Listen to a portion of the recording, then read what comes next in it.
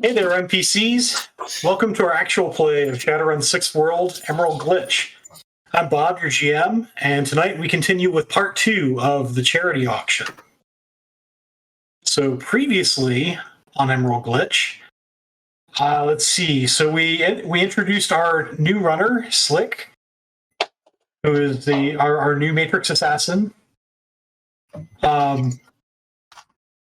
And had a number of shenanigans with Slick meeting the party, following Curie being tasked with a Shadowrun. So the task is to acquire an Icelandic manuscript called Lanamabok from an auction. You were given money to potentially bid on that manuscript. Or if you acquired it through some other means, you're allowed to keep that money for yourselves. I like that plan. Yes, everybody likes the more money for me plan. I like money. So there was a pre-meeting meeting at Pete's Donut Factory, and then a meeting at Areola 51 in the underground. And you have either just finished up that meeting or you're still sitting at the table. And right now it's we'll say it's 2100 on Monday. The auction is on Wednesday evening. I think when we talked at the end of last episode too, we were pretty much at a place where it was like we had a bunch of questions for Slick to go digging for in the Matrix. So I'd probably be sitting there waiting for some of those answers. Yeah. So in fact, that's a nice cue for us to test out the new feature that Chuz has put into the Shadowrun 6 sheet in roll 20, and that is the capability for rolling extended tasks. So if you go to your character sheet, Slick. I'm going to pull up a different character sheet so I'm not interfering. I need you to add, this will be an electronics plus intuition test. I just need you to keep in mind the number of dice. So what's your electronics skill? My electronic skill is 5. Okay. And your intuition? My intuition is 6. Okay, 11. so 11. All right, so all the way up on the upper left, next to the D6 icon, there is a cycle icon. That's what you click for extended test. Wait, hold on. Let me see. Where is this at now? At the very top left, right under your character name. Oh, okay. I see it. There we go. Yeah, so there's a little cycle icon in purple. Yep. Extended test reason. And that you can type something in. You might type matrix search or finding out about this person, finding out stuff about Curie. Can I put flexing in the Matrix? You can absolutely put flexing in the Matrix. All right. That is your text box to type. All right. Dice pool is 11. Yep. And it should roll the first roll for you when you click submit. Boom. So you can see there flexing in the Matrix. You have 5 hits. All right. So I'm guessing I'm going to do the next roll. So first I'll ask you what you're looking for first. Okay. I know there was something I was asked if I could find. I think the thing that I'm trying to find is the guest list. Okay. I want the most updated and current guest list to just stunt on my haters. So that's the first thing that I went to look for. Okay.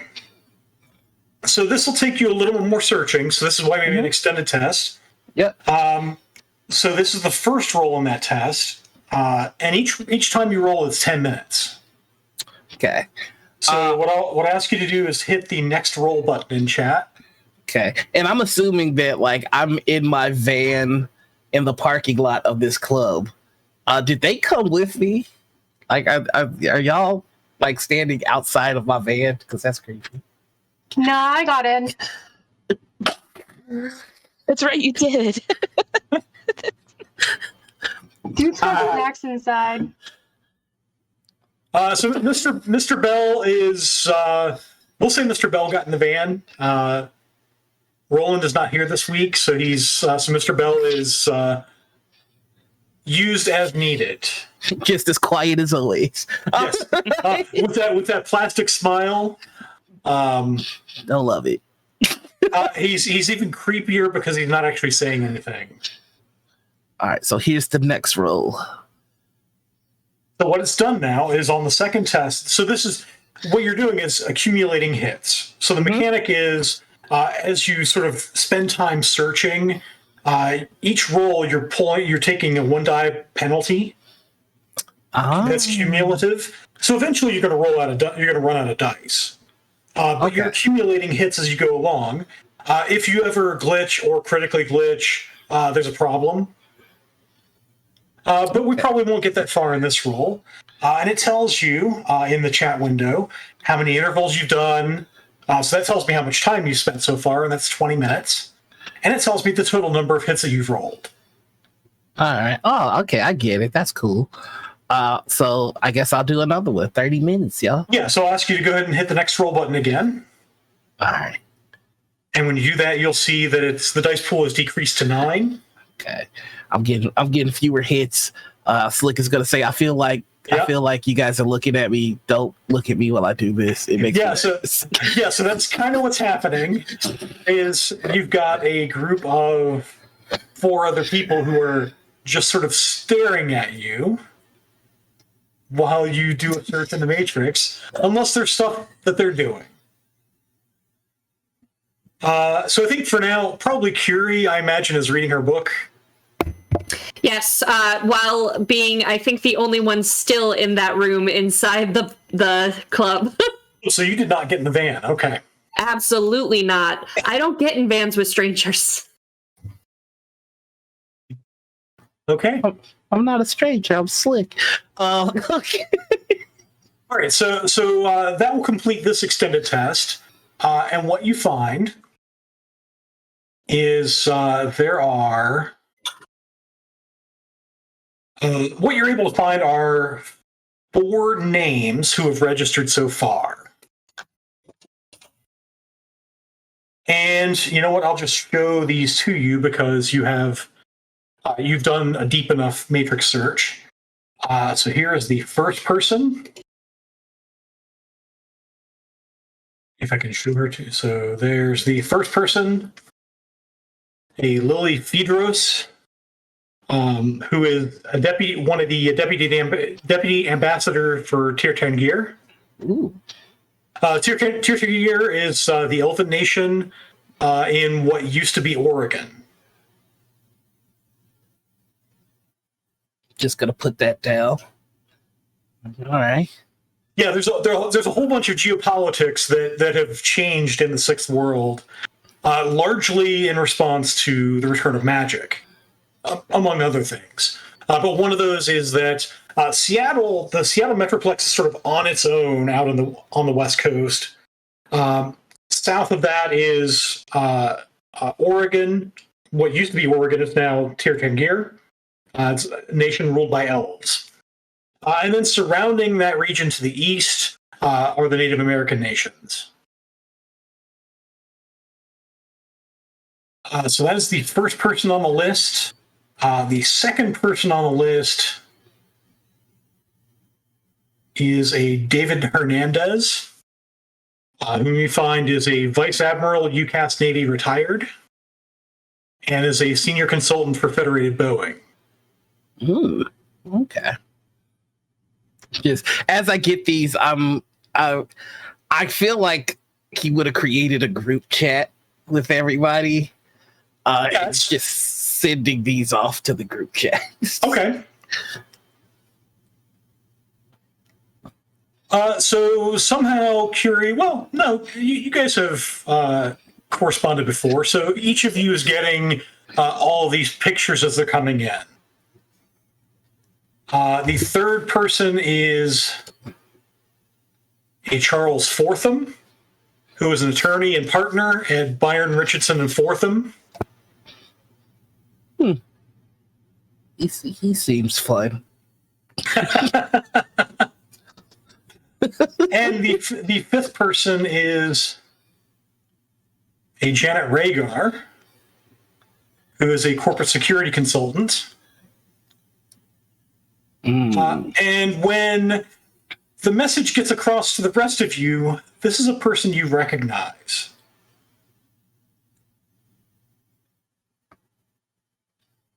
This person is, I'll show you this one. She's a runner, isn't she? She was Johnson. Ah, the ex-wife. Yeah. She's the ex-wife of Professor Redstone, who you think might have gotten fired by MCT.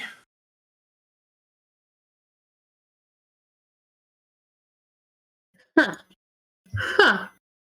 That's right. She wanted some money. Yeah. Well, remember, she wanted some money, and the means she wanted to earn that money was essentially selling Professor Redstone's work. Right.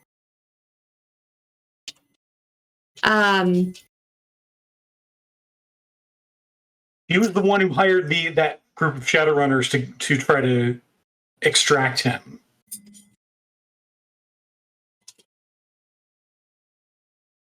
Interesting.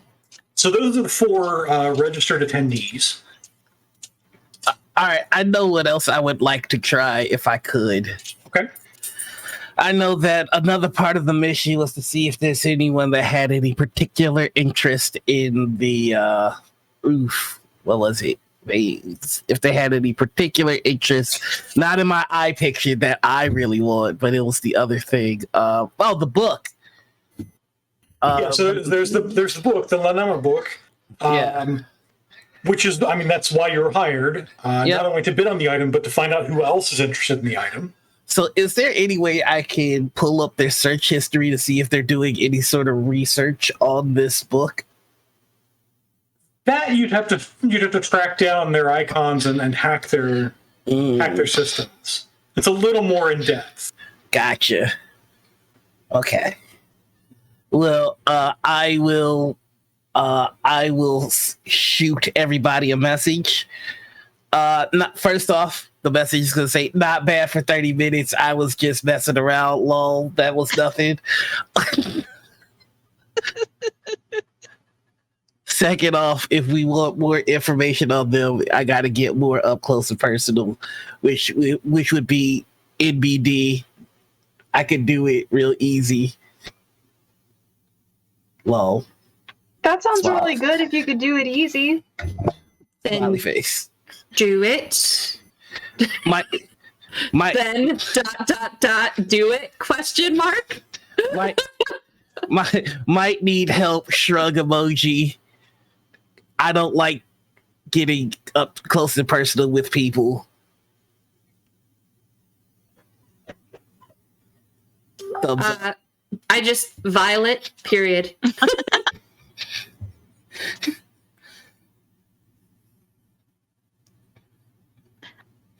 Well, if you want to go visit some folks, I'm sure that we can figure that out. Is that what you're talking about? Well, you say up close and personal. Like how up close are you looking to get? How up close and personal am I looking to get?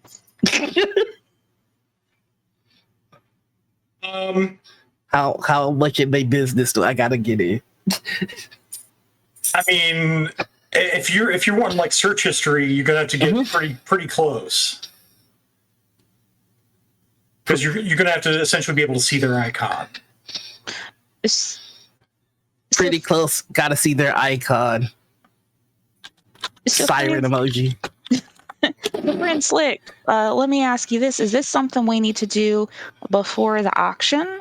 Or is this something you could do while we're there? if all these people are going to be in the same place, that might be more efficient. Yeah, I could do it while they're there. Just throwing it out there. I like to be proactive. Thumbs up.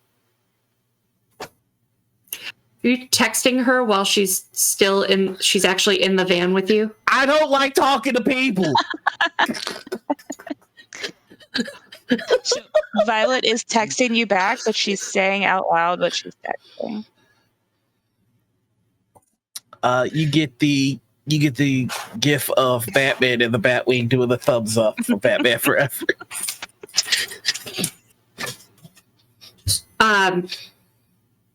So we have this list of people. In order to dig deeper into them, Slick has to get closer. I'm concerned about the Redstoned X. Redstoned. So I'm curious, if not the manuscript, what else is there that she might be after, because she could be problematic. So I'm going to text Slick and say, what are the other items at the auction? And then as soon as I send that off, I'm going to call Redstone. Okay. All right. So, and I'm gonna send a list of the other items at the auction because I'd already gathered that. There's the alabaster statue. Mm-hmm. Oh, that's right. The veto, which is the picture of the eye, which I quite fancy. Yep. So here's the picture of the eye, and it is a miniature painting. So it's like maybe a few centimeters on the side. It is a miniature painting. It'd go perfect in the van. Like right there. The alabaster statue is somewhat larger in that it is roughly midway between orc and troll size.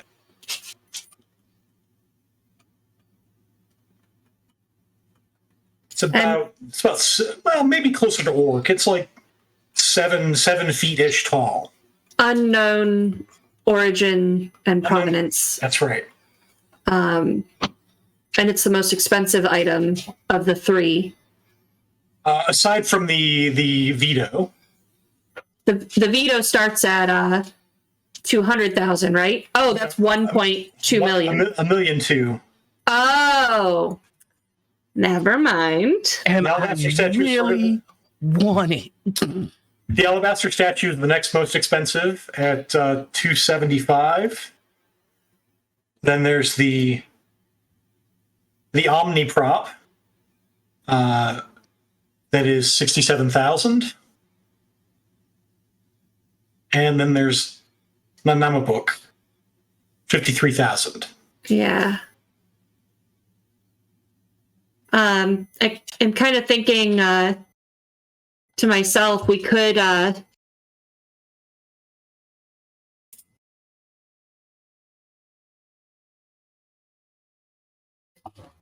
just I'll send to the group text as an idea. Not saying we have to do it, but we could.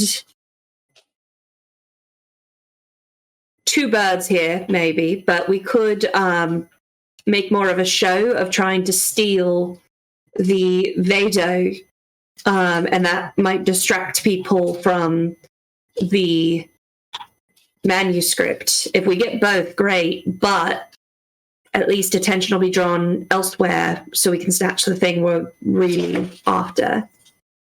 Possibility.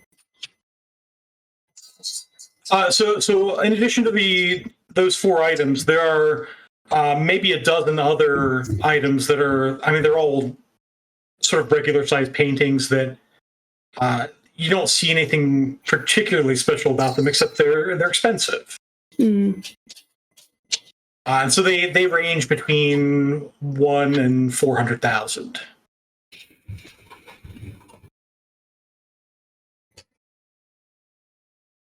So do we want to actually go to this auction, or do we want to just steal it?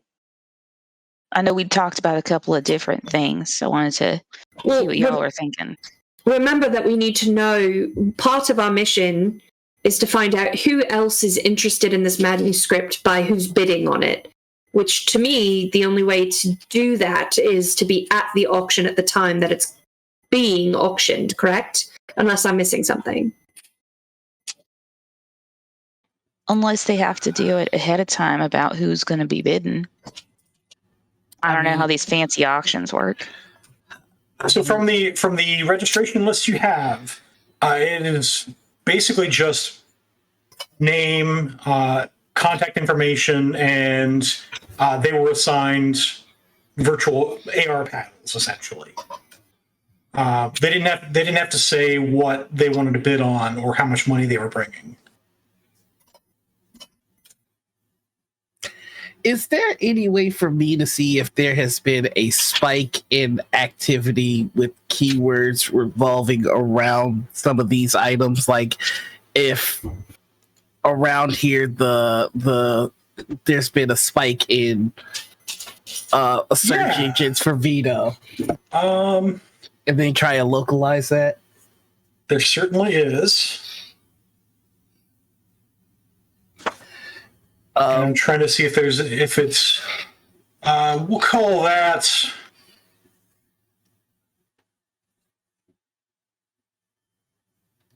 a matrix perception test.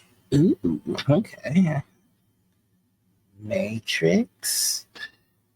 So under skills, it's electronics plus intuition. Gotcha.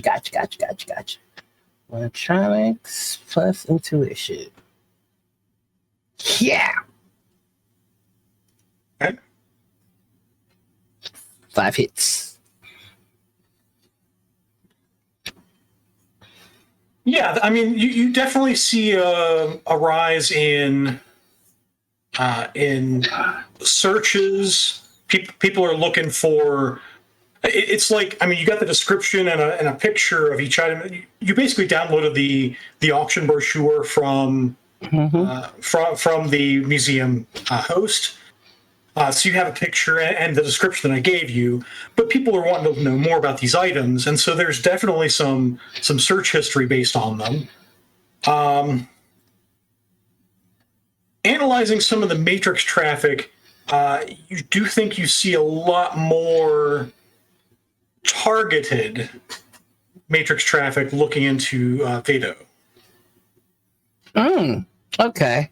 So that's helpful. I mean, not for me, because personally I want that picture for my van, but that's helpful because that means less people are looking for the book page. So I'm just gonna I'd like to zone in on the traffic for I am not gonna attempt to pronounce that, but it's the magical book page. You know what? Actually, with 5 hits, and only because you rolled 5 hits, you do sense that there's a lot of that traffic looking for Vedo has been spoofed. Oh, like somebody dropped a bot in to do a whole bunch of searches for it. That's what I would do. So that's interesting because that might tell you something about what's going on too. I mean, that's also, that's helpful because now we just need to backtrack where these bots are coming from, and then we've got a suspect. So I'm gonna put in the group chat, good news, everybody. And then there's gonna be a Futurama gif.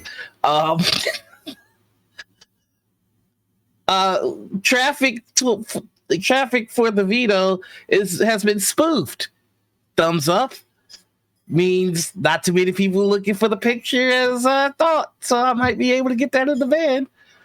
Also, we can track the spoofing and see where that's coming from. We got a suspect. Well, if the spoofing is on an artifact we quote unquote aren't interested in, does that help us? Yeah. It means that somebody already thought of the plan that you thought of focusing on our attention on an artifact that we don't really want. I mean, well, you guys don't really want. I cannot stress enough. I want that picture for my van. I see. If you can track them, let us know. Sure, no problem. You're welcome. I mean, I think I did a good job, but don't have to mention that I did a good job, whatever. And he's typing all that, but no spaces, so it's just a string of letters that goes to the chat. I'm gonna try. I'm not yelling at you. It means you're doing a good job.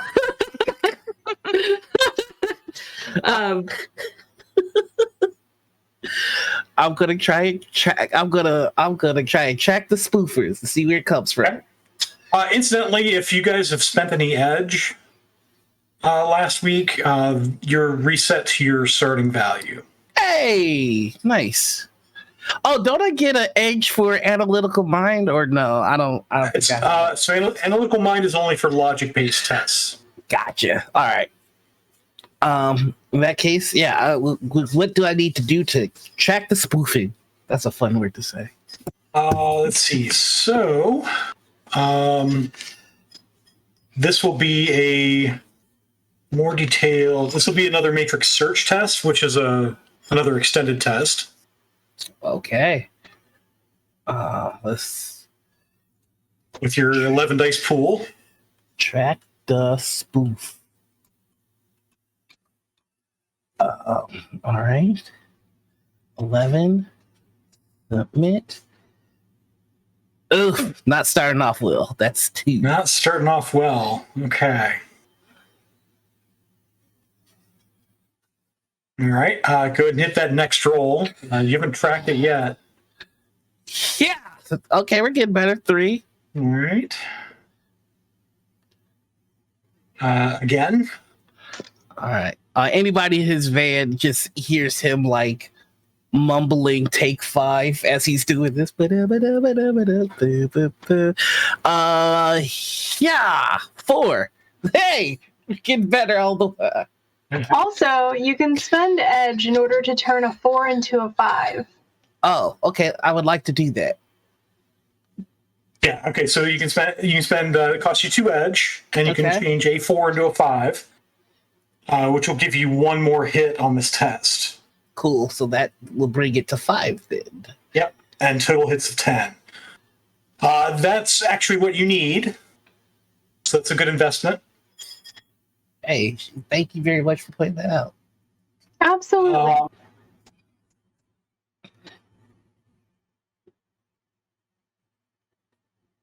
So what you find is that there's been a whole lot of spoof commands. You're seeing the residues of the code. Mm-hmm. Spoof command, incidentally, is an illegal action. And what you find is that it happened basically right here in this parking lot. What? Sorry, you're still sitting in Area 51. Sorry. Yeah. It actually occurred in the parking lot of the museum. Oh.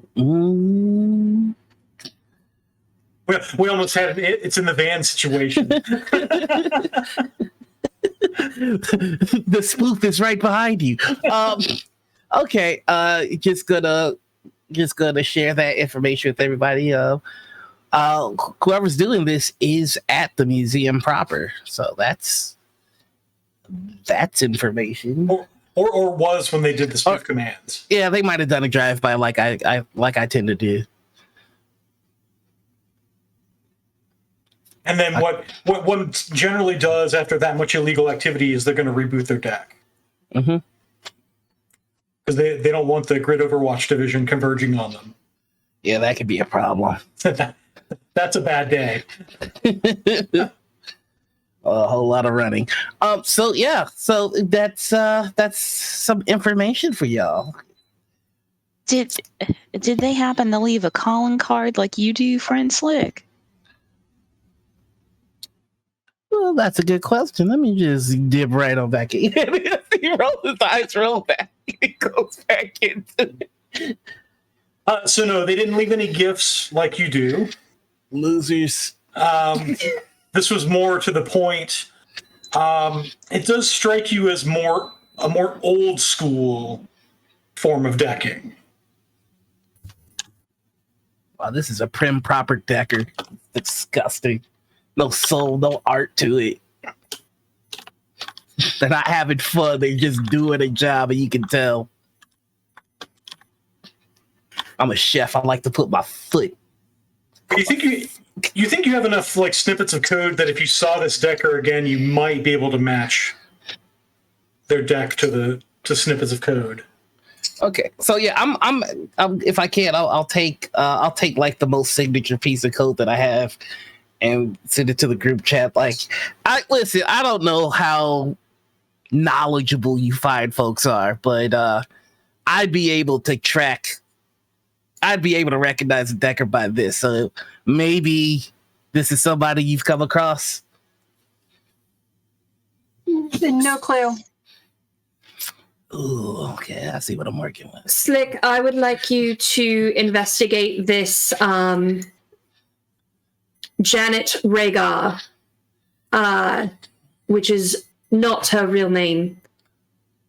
So if we need to get closer, I'll come out and go with you to get an astral reconnaissance. But last time she was involved, there was a runner team trying to go after the same target we had. So if we have another conflict, we're going to have a problem. What is an astral recon? You know what? Not going to ask. You'll do your thing. I'll just leave you. I'll leave it at that. Yeah, sure. I'll look them up. Yeah, you're welcome. I come out and knock on the van window. Oh, God damn it. You see, like, gets out of this seat. Hello? Are we going? Oh, you want to do it now? Okay. Yeah, no, it's cool. It's cool. Let's do it. And he gets out of his rig. Well, do you know where she lives, or where have you tracked her? No. You knocked on the door and I panicked. Excellent. That's comforting. I'll look her up real quick. Just don't stand by my driver's side door. It's like, it looks weird. Just get in. There's tons of room. It's real cozy. I've got a mattress in the back. Not saying that, not for any reason. Yeah, so describe the inside of your van, by the way. It's one of those like van dwellers type vans. So like the front side looks like a van. There's the driver seat and the passenger seat, and the back half is like an apartment in a van. Like there is a bed on the side. There's like a sink, a microwave, a coffee pot, a little TV, and like little like posters and pictures of art all on the sides of the wall. And you see that there has been a recently emptied out section in the art, and he just drew like a crude eye for where he wants to put the painting. And there's like shag carpet on the floor, and like the teeniest, tiniest like dollhouse chandelier on top, just to be fancy. So you also see Mr. Bell at this point has a little dustbuster out and is vacuuming shag carpeting. Oh yeah, there's probably Fritos all in that carpet. Just chili cheese Fritos though, because those are the best ones. Come on in. After Mr. Bell has made up the bed and like cleaned that area up, Yep. Nova's definitely laying across it and like going through all of Flick's stuff, just like a young person would do. What's this?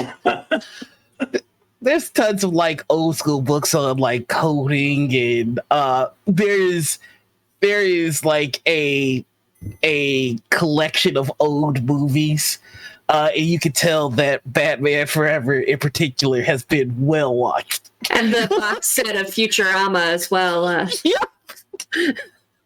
So I look very confused at the van because I like to sit in the back, but there's no way I'm sitting in the back. So I kind of just look confused on where to put myself, and finally just slide into an empty spot that's still a car seat. Okay, I mean the party happens in the back, but I get you. I'm gonna do my thing real quick. I'll be right back. Like so. And I'm gonna track this Decker. Okay. So you've already made a matrix search test. I'll ask you now to do. Essentially, it's a trace icon test. It's still it's electronics plus intuition. Gotcha. Electronics plus intuition. I'm not bad at that. So yeah. Oh, only 2. Okay. I didn't put my heart in it. I need to see what is that, and where's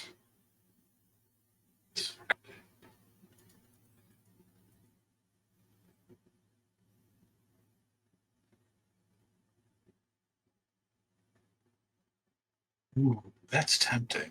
1, 2, 3, 4, 6.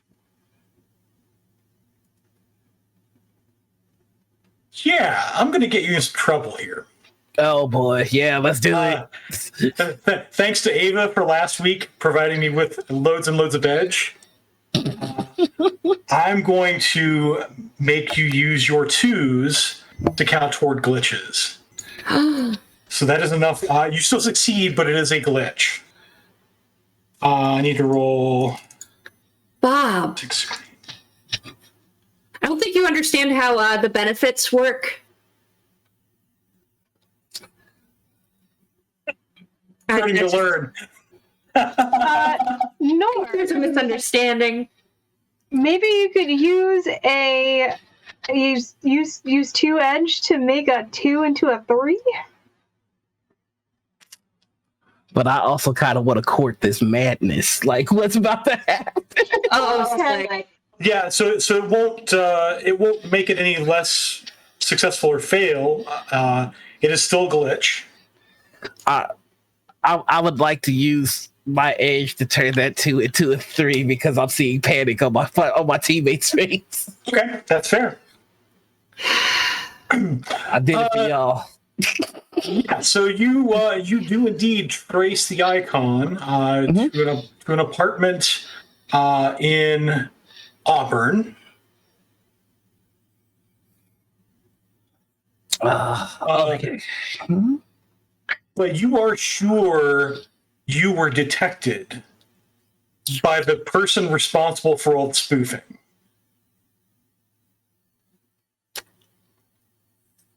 Frick. You have somehow with your GIF and your using your Futurama GIF, you have disrupted the prim and proper old school decking that is going on, and you are certain you're detected. Well, since I've already been detected, I'm just gonna leave a bender bite my shiny metal butt gift and get on out of here. And I think there's gonna be a look of like, oops, that's very visible on Slick's face. I got the address. Why do I feel like there's a but? Ooh. You know, in every line of work, there is danger. What we do inherently is a really particular art, and sometimes, despite one's best intentions, there are mistakes that happen to be made. And let's full direct more answers. I might have been I'm resetting the deck, by the way. I might have been a touch noticed. You just see him resetting everything by the spoofer, who's like, it's not gonna bug you as much as it bugs me, but this is a real old school guy, whoever this is, and they do everything by the book, and it's really disgusting. But they caught me. I got a little too. I embellished a bit. Okay, there, that should do it. I embellished a bit. Well, we should also go. It starts to drive. Yes, just in time, Mr. Slick. I have rearranged your library. Wait, what? You look in the rearview mirror, and there's Mr. Bell with that customer service fake smile. Oh, and God. you get us off to the side. All of your books are in completely different order than when you had them in. I arranged them by interest and star ratings. I give each one of them stars. Did you do it alphabetically? You did it alphabetically. Okay, it's fine. Today's been a great day. I think there's a leftover jelly donut back there. Did anybody find it? Can I get that? Right away, Mr. Slick. And he hands it up. He hands the box up to you. Just crunch it. I was just about to throw that out. Because it's stale and way old. But yeah, Slick is starting to drive towards the address that he just got. What does it mean that you were spotted? Okay. Anybody ever tell you not to take cookies from a cookie jar and you were like, you don't tell me what to do, and then you open the lid of the cookie jar and you put your hand in and that person walks in and they're like, I thought I told you not to take the cookie from the cookie jar. That's what just happened. Friend Slick, that sounds mighty stressful. I'm so sorry that happened to you. You know what? Thank you for being considerate and empathetic to my situation. It's fine. I mean, I don't know if they caught me enough to know where I am. I know they caught me enough to know where I was. And usually one of two things happens. Either nothing happens or a death squad gets in after me. So, you know. Well, did they know what you were searching for? Do they know what I was searching for? You know what? You do have a suspicion that this location is compromised. I mean, well, first off, The location you looked at, or the location we were? You know, the parking lot of Areola 51. Gotcha. Yeah, where we were, where we are going might be compromised, but that's what I got you guys for. It's gonna be fine. I look pointedly at Violet.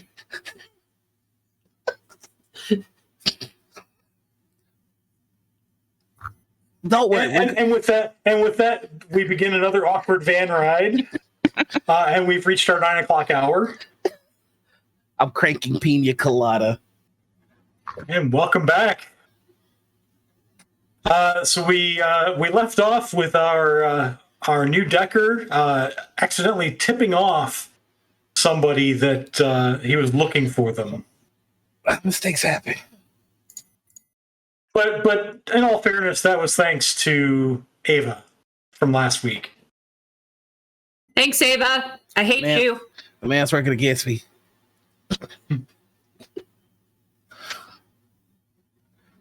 All right, so I guess we're on our way to check out this person that probably knows we're coming. I want to get, all I want to do is get close enough so that, well, I wanted to get close enough so that Slick could figure out what her interest is and how she's involved in what this team is going to be after, probably the same artifact as us, because that's how life works. But now I'm not so sure that I want Slick poking around in there. You make one mistake, no. Yeah. All right, so go ahead and make a piloting test. Okay, yeah, I can do that. Piloting. It's plus reaction, right? Yeah, it should be using the reaction attribute. Alrighty. Yeah, that's 3 hits. All right. Are you settling in to jump into the vehicle, or are you driving still awake? I'm driving from the Matrix. I don't do anything physical space. I don't touch steering wheels and such. No. Yeah, so the way riggers drive is they use a control rig. It's called jumping in. You essentially become one with the vehicle. Yeah. And so whatever your level of control rig is it one? I believe mine is 2. Is it 2? Yes. Very nice. Yeah. So what that does, so that tells me that whatever difficulty you had set for it, it's effectively 2 lower because of your rig. Mm-hmm. And you get 2 extra dice that you should have rolled. Oh, I'll just go ahead and roll 2d6. Roll reason? I don't know. There we go. 2d6. Yeah. Exploding. Do they explode? No, I'm guessing? No. Okay. One more hit. Okay. So 4. Okay. And now we've gone from blasting the Pina Colada song to let's do Billie Jean. Yeah, we're riding to Billie Jean. Nice.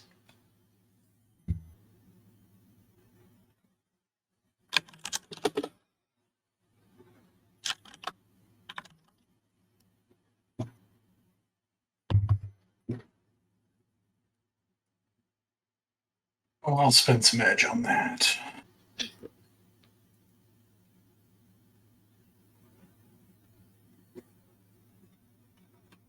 That's better. So, you get to the address, an apartment building in Auburn, it's a 7-story apartment building, and this apartment is on the top floor. All right, everybody, we're here. So, as soon as he says that, I pass out. What the? So in the bed, or on the floor, or in like the bench? I'm in the chair. The chair, okay.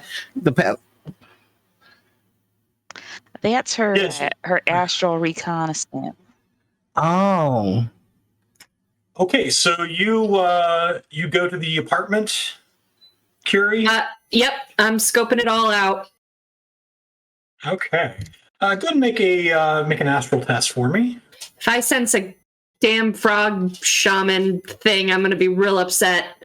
All right, let's see. He's still around.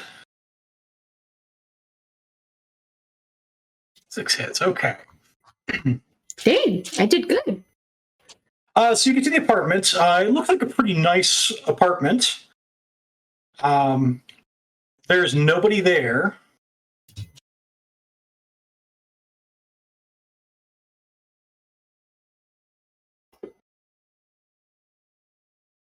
And you think that there are residual astral signatures that have just gone, like in the last, since your Decker said they were detected. So I'm gonna. Oh, go ahead. And there's some stuff that's sort of haphazardly scattered about the room, like, "Hey, pack quick, we got to get out of here." So knowing that, I'm going to take advantage of. I'm going to hope, because if it was me in that situation, I want to know who was snooping. So I'm going to see if they have not maybe left the neighborhood. And I'm going to start doing my grid thing where I move at the speed of thought. So, just kind of take a grid of the neighborhood and the few blocks around to see if like there's a car with people in it that are kind of keeping a lookout and stuff like that. Okay. So this is going to be a more lengthy test, extended test, if you will. Hey, Yay! I get to practice an extended test. Not astral signatures. Okay. This will be just astral, so 9 dice. And where do I do the? So in the far upper left, you'll see Yeah. a D6 icon. Yeah, and then to the left of that. To the left of that is the little cycle icon. Do I have to put reason? What do I put in there? Yeah, I think you have to type something, but it doesn't matter. I mean, whatever you type is going to show up in the chat. Okay, and then my dice pool. So flexing in the astral, if you want to do that. I just used the number 2 because I'm lazy. So astral is 5 dice, and what do I roll it with? I don't remember. Oh, astral and intuition. Mm-hmm. So 4. So that's my 9. So 9 dice. Submit. 3 hits. It's pretty good. Okay. For a search. Yeah, that's essentially what you're doing. It's going to take longer than this. So 10 minutes have gone by and you haven't found much. Because you can't really zip through and search. You have to go fairly slowly through places. I don't like that. Can I, from the astral, can I summon a spirit to help me? Sure.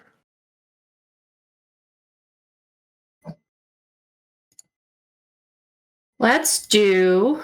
I think in the astral, all drain is physical, or maybe I'm thinking of a different edition.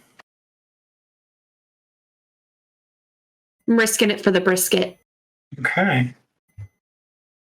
So I'm going to summon a spirit of briskets. Let's do a force 4 spirit of air. And I get the bonus, right? Because my focus, or is that automatically accounted for in my sheet? It should not be automatically accounted for in your dice pool. Because it's water, spirit of water. So let's do a spirit of water then. But you do have the power focus. Oh, okay. So I get the extra dice for that? Yeah, the power focus does everything that you use magic on. Okay. And you can only use one focus per test. Which is why I think I gave you the option of refunding part of that. So, but does the summoning focus, does that give me bonuses, a bigger bonus for summoning than the power focus gives me for summoning, or? So it gives you, it's a force 4, so it gives you 4 dice. Oh, okay. For summoning water spirits. Right. The power focus gives you 3 dice for everything. Right. So I want to use. They don't stack. So, but I can have both of them on me, but use the different. So I want to use the summoning one, so I get the 4 dice. Okay. And you're summoning force 4? Yeah. So I add modifier and add 4? Yes. Okay.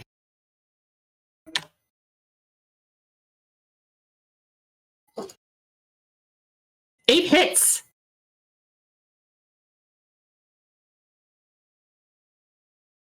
I think that's the best I've ever rolled.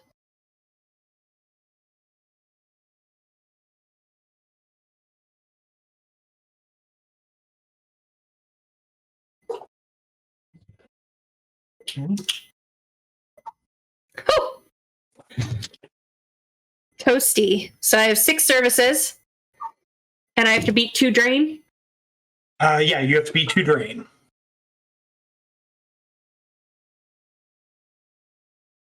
Yay! Man, that was easier than it used to be.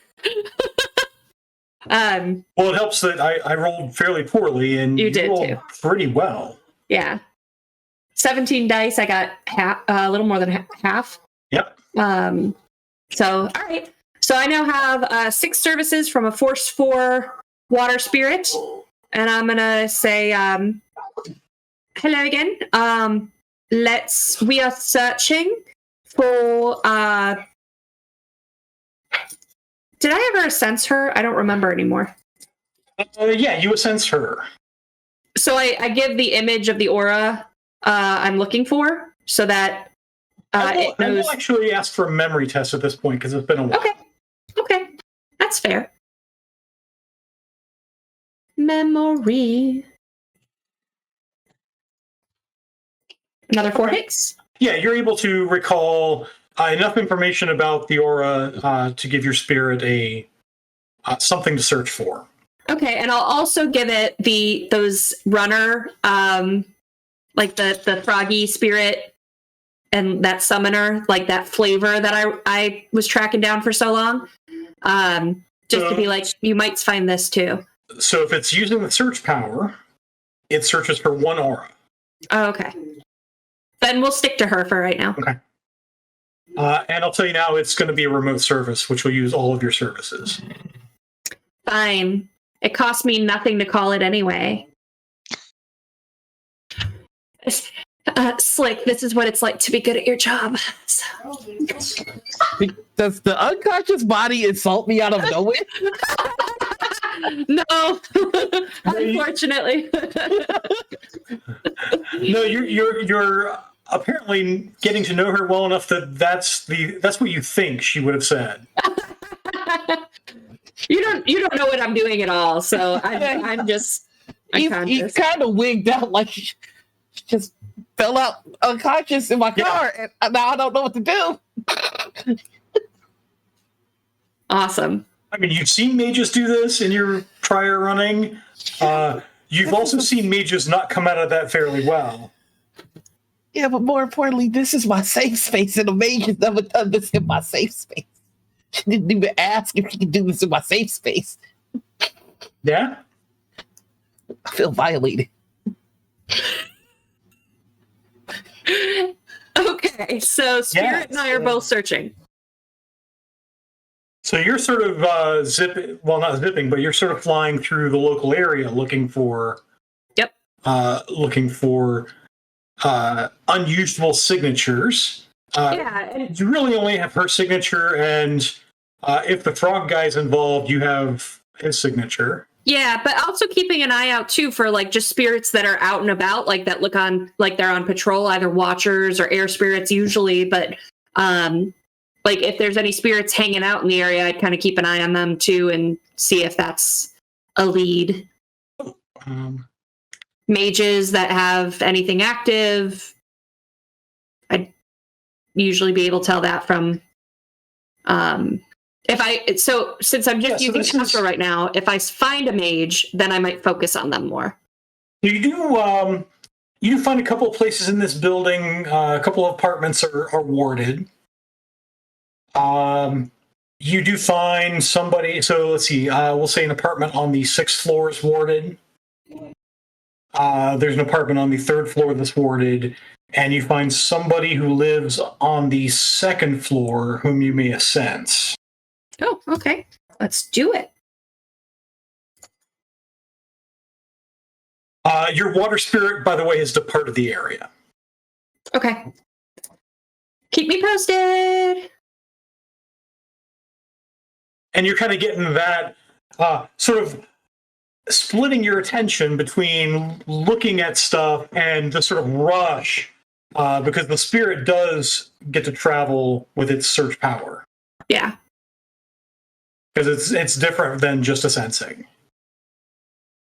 Come on. Oh, there it is. Roll 20. All right, so I got 3 hits on my sensing. Okay. So yeah, 3 hits gets you. Let me pull up my sensing chart again. 3 hits gets you.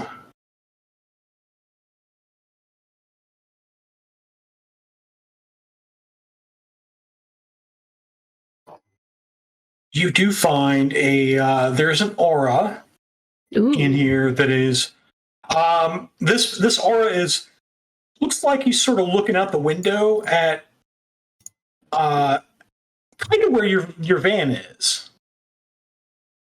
Okay. This aura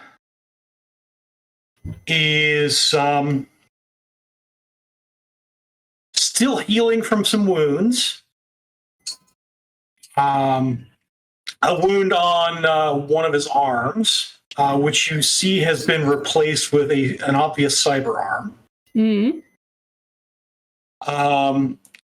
The general emotional state of the subject is angry. This is a person whose essence is much, much lower than yours. Mm-hmm.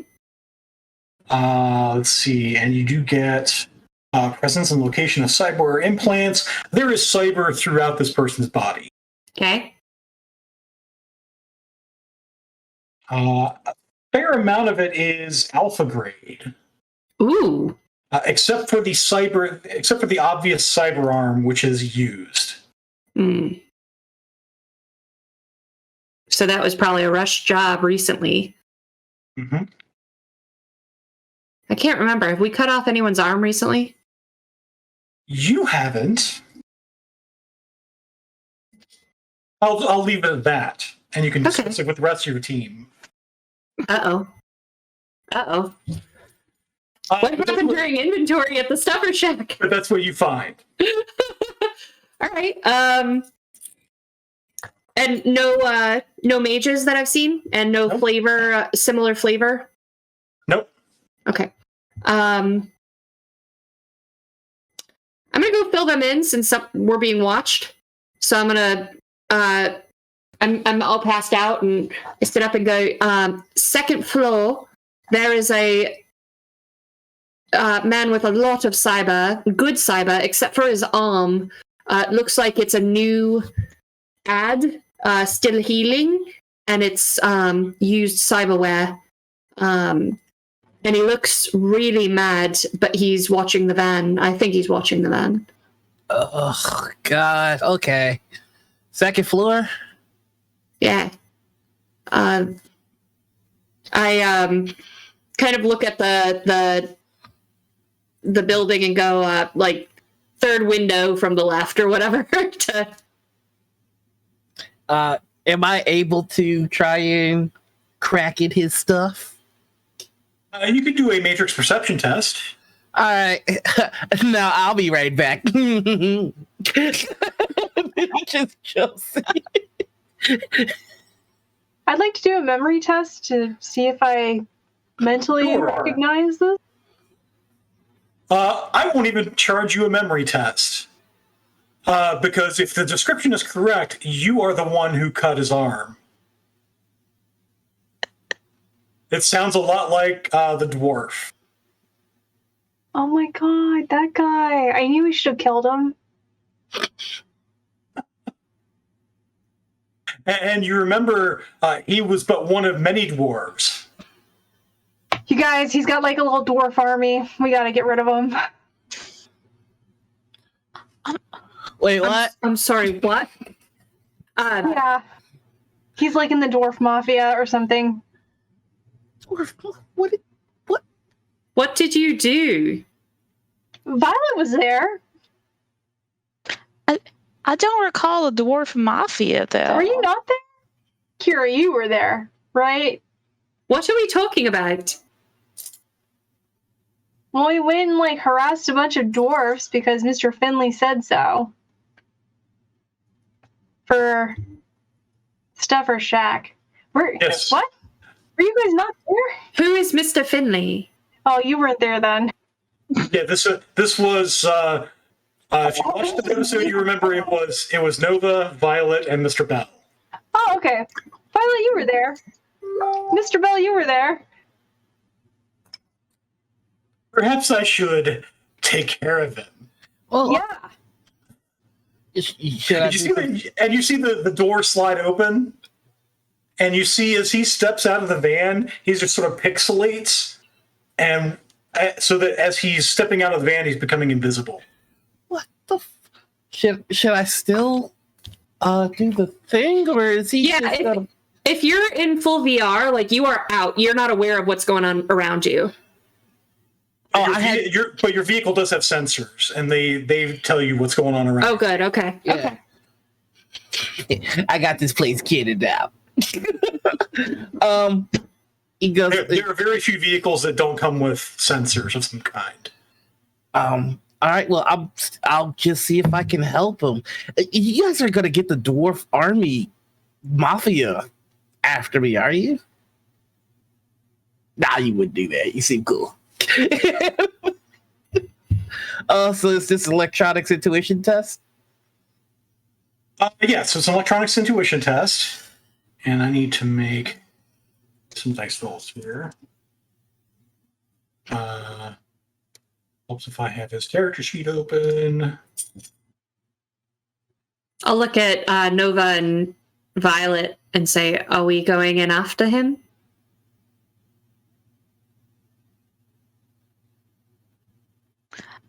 I kind of feel like we have to at this point.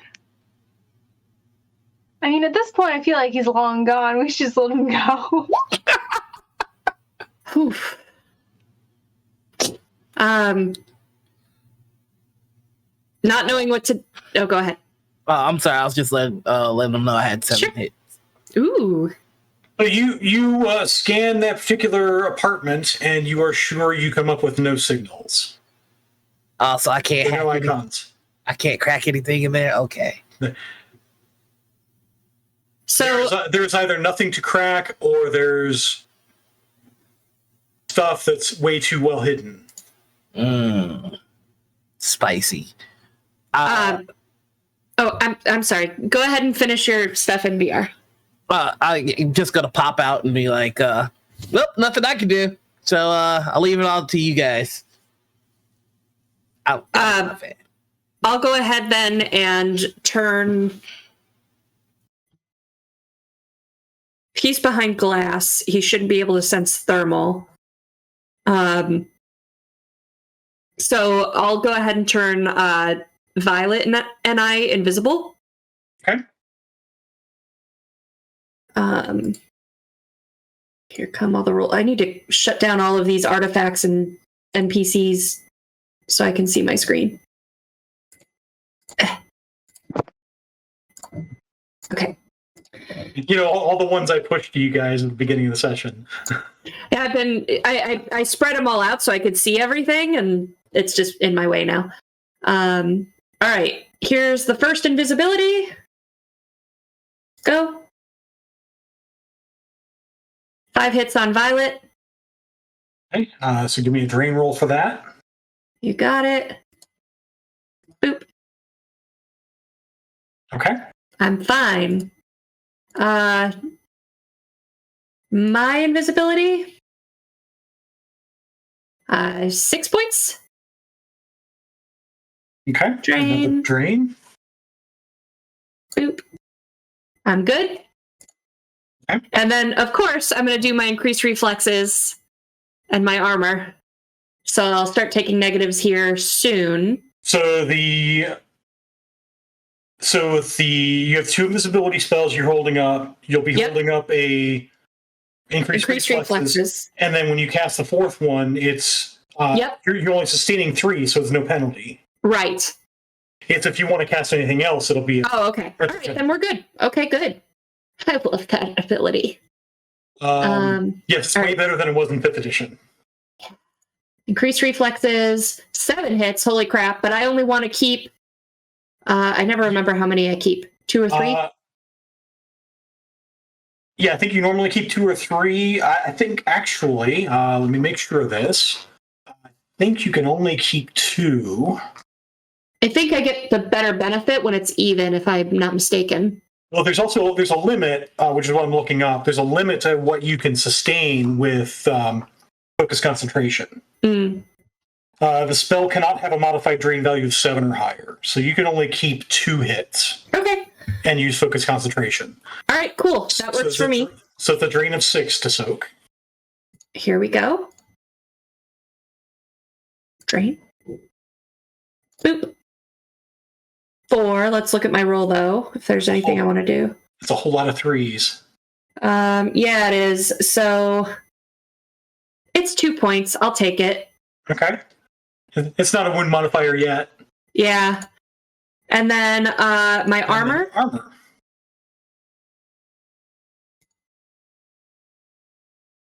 So many spells. Sorry, guys. Only 2 hits of armor. I'm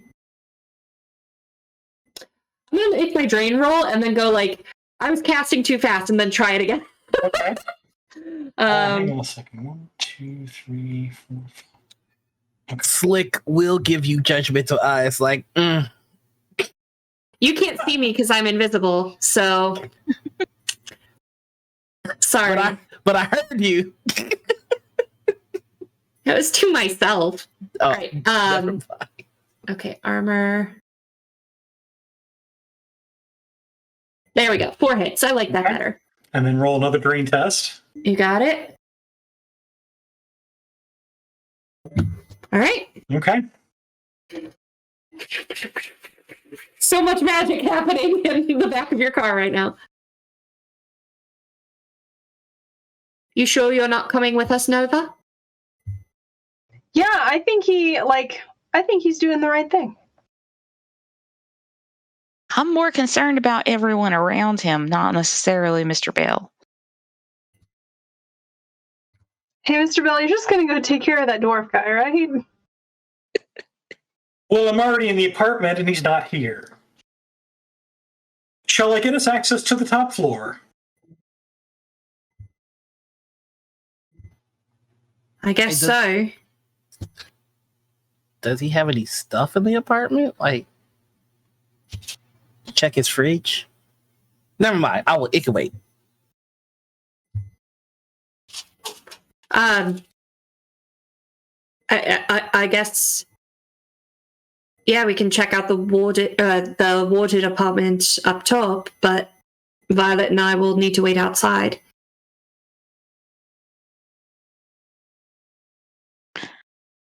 Let's go check the apartment if it's empty, and we can get an idea of who we're dealing with, maybe. And don't forget, Mr. Bell, that don't go through the front door without dropping any spells you have active, because that hurts. So the 7th floor apartment that you tracked this signal to was not warded. Remember, you went in and you looked around the apartment. Or are you referring to there were a couple of other apartments that were warded, one on the 6th floor, and I think I said one on the 3rd floor. I think we were talking about it wasn't warded, the one that I checked out and they were No, because you left just in a hurry. you waltzed right in. Oh, that's right. Okay. Scratch that. Different apartment. You should be good to enter. We should all be good to enter.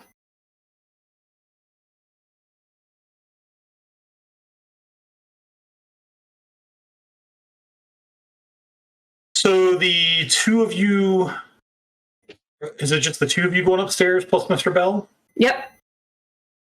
All right. So you get up there, and Mr. Bell is standing there next to the open apartment door, arms folded behind his back with that plastic smile on his face. Can we Like see him? Did he like come uninvisible? No. I can feel the weight of the creepy smile. Yes, Got he it. did. Yes, he did. Oh, okay. All right. Shall we search? See if there's anything to find. All right. So I'm going to leave that to the two of you who are up here, as Mr. Bell sort of fades back into invisibility. I'll help search for Violet since it's just the two of us, but then I'll do another look closer astrally to see if there's any like that Watcher Spirit residue or again anything else I can pick up by a better search. So the two of you can go ahead and make perception tests. And I think Violet, because of your adept power, you get an edge for that. I do, for observing in detail or perception. Mm-hmm.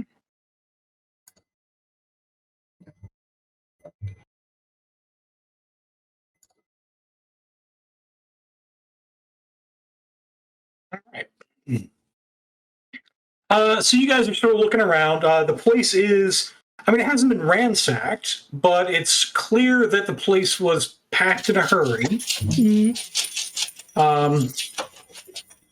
You find a couple of suspicious places in the closets where go bags would be. It does look like so this is a two-bedroom place.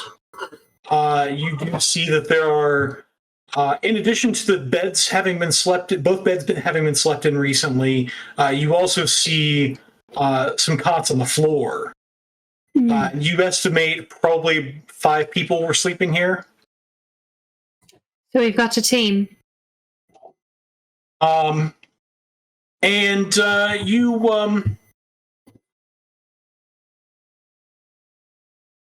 with 4 hits, you find a in what must be the master bedroom. You find a sort of it's knocked over, but it's a picture, an actual flatbed picture of. Let's see. It is.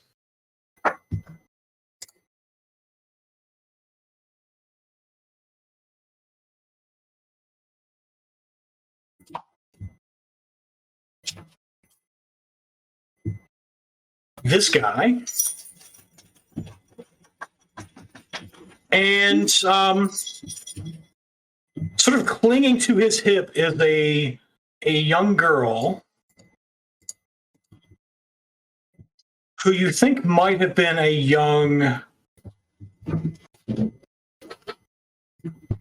much younger version, childlike version of this person. Is she a dwarf? Everything that you've heard described has been human, but she is short for a human. Okay. All right.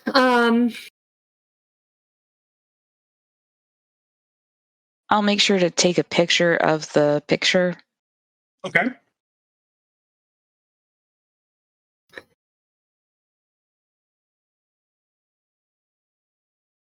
All right.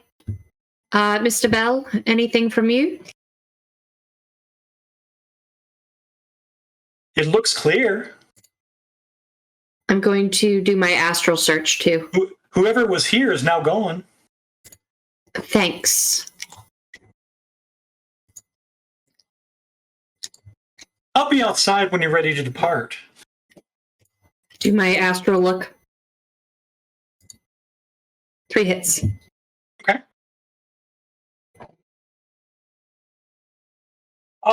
Yeah, with 3 hits, I mean, it's hard to see much in the astral. You do see there's some emotional residues that sort of match.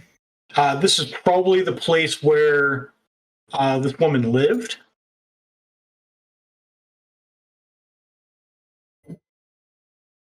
Okay.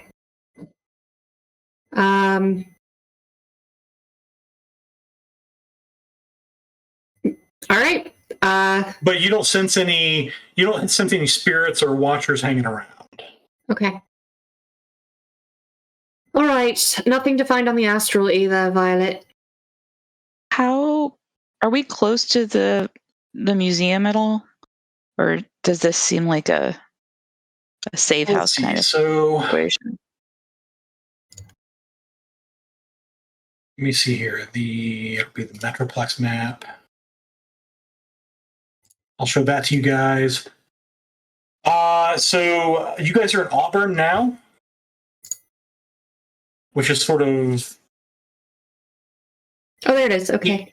Sort of east central. Yeah. And the museum is in Bellevue, which is sort of just east of downtown. So it's a fair drive. This doesn't. I mean, if it were just her living here, you'd think this is her place. It does look like the others who were staying here was sort of, hey, we need a place to stay. So more home than safe house. Yeah, it's like the house that or the apartment you live in, and the entire family stops by. Yeah. Something like that. Right. So are we thinking You that this is also- her apartment? Oh, I'm sorry, Bob. Go ahead. You also find Violet a leather-bound manuscript titled Lanema Book.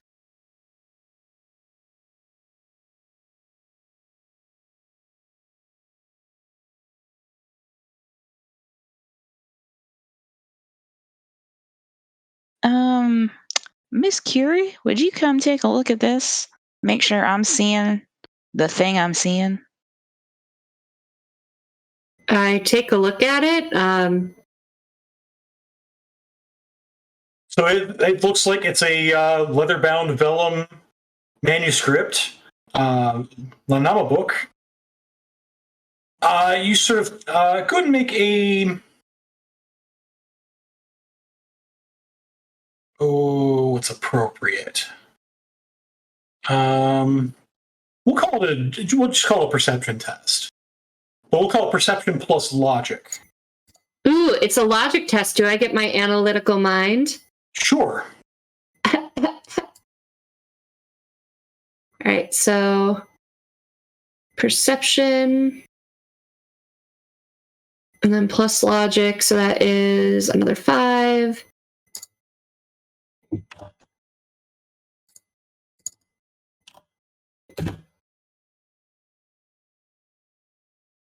So that's 4 hits. Yes, you're sort of leafing through this. It's in Icelandic. So unless you've learned Icelandic recently, you can't read it. I mean, psh.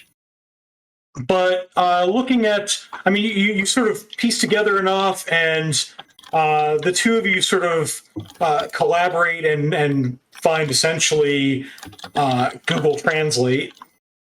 And what you do find is that this copy is from the mid 13th century.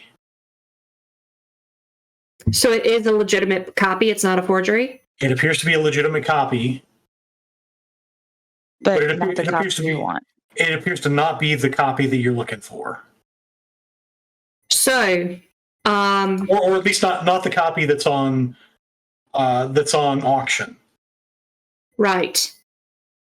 So that means that likely this team is after the same target and was planning on doing a swap, much as we had mentioned.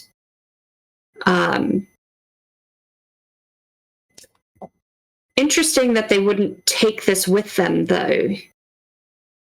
This is a pretty big clue to leave behind, right?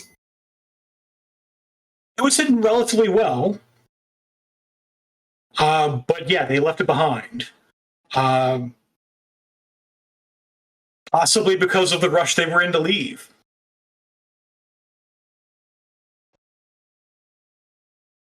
Bob, I'm not crazy familiar with the rules around watcher spirits. Can I call one and have it put it in the place where this was stored? So watcher spirits are they are a ritual. Oh, okay. So you have to know the watcher ritual and use ritual spellcasting for it.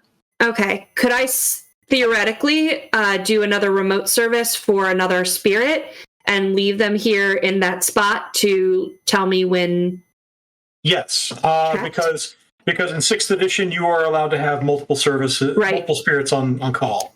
Okay, so I'm gonna just do a force 1 because I want it to be itty bitty, and whatever hidey hole this was in, I want it to stay in the hidey hole until either they're dispersed because of the next sunrise thing, or someone opens that hidey hole and then it tells me. So that way it looks like the apartment is empty, but when they go to the hidey hole, it's not. All right, here we go. Summoning.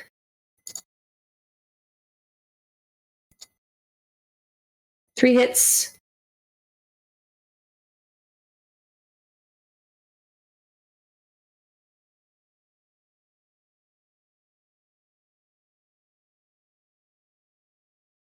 Okay. So it pops up. I give it my command. And then thank you. And look at Violet. And so they're not here, but we know at least one of them is still or was still in the building. So do we... On that thought, I summon another spirit. Okay. I love being magic. What kind and how big? We're going to do another water. Okay. Because I'm starting to get this affinity, so give me my extra 4 dice. 6 hits. What force? 4. 4?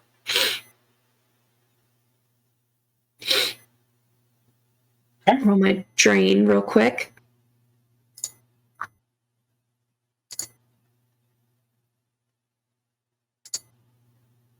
Cool, I'm good. Okay. I'm gonna show it the aura I saw in that man that was watching from the window. Find him. Okay. Please. And then ask Mr. Bell and Violet to be patient a moment, because if the guy's still in the building, the spirit will find him. So it does not find him immediately. It, in fact, departs the premises. All right.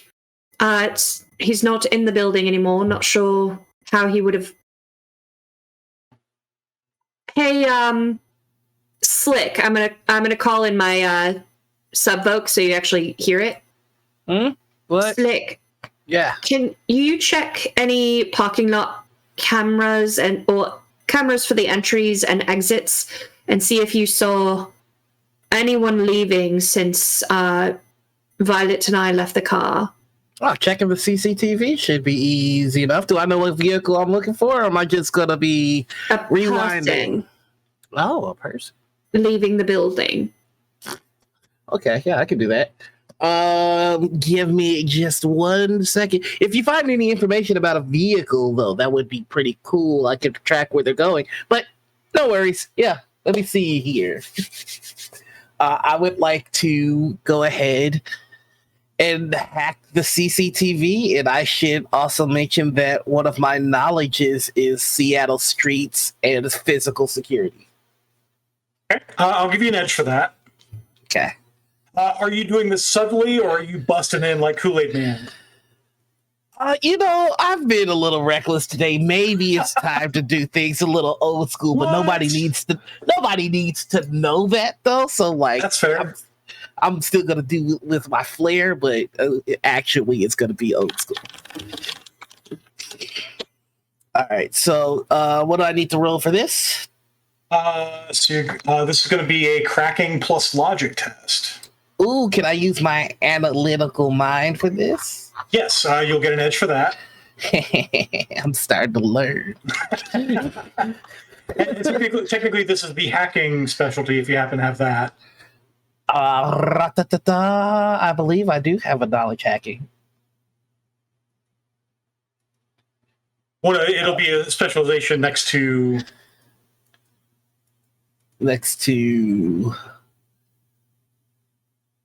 Is it not the cracking? So next to the cracking skill, do you have do you have hacking next to it? Oh no. Okay, never mind. Okay, so you get an edge for the knowledge skill. You get an edge for analytical mind. Yeah. And Tech has been kind enough to grant you an additional edge for being cautious. All right. I don't think it's an issue yet, but beware, the maximum edge you can have at any one time is 7. Okay.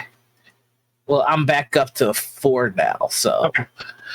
I got 3 hits. I hope that's good. Let's see. So, my control ring is, I don't know if that comes into this, but my control ring is 2. it does not. Okay. Ooh. And my cyberjack rating is 5. I don't know if that matters. So, because ties go to the acting character, Hey, that's you have succeeded. But you do have some Overwatch score now. Are you going for user access or admin access? give me that admin access, baby. Okay.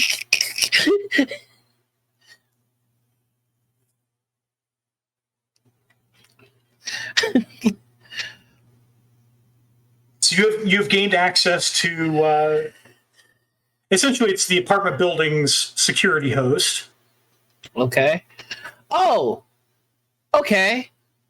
So if does that mean that like I could get information on the tenants? Because I would love to pull apartment 3 in the top apartment's files for their contact information and vehicle information. Okay. This will be a matrix perception test.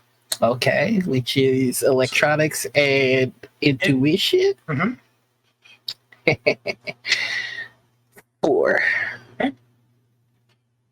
Yeah, so you find, in fact, you find that the entire building is owned by a Zoe Leland. So Leland. Just all right. And now that I've got that basic information, let's go ahead and get into the security footage. And I should know what vehicle I'm looking for because I pulled it from their records. Yeah, so she owns a Land Rover. Oh, nice. Not as nice as mine. She is the only listed tenant as well. There's no one else who lives here. Oh, that is a lie. I'm gonna tell her landlord. But you do also see, you don't see when the van arrived, but you do see when the GMC Bulldog step van departed. Sometime between your little glitch earlier and you guys arriving. So that's. Do I see them in the vehicle?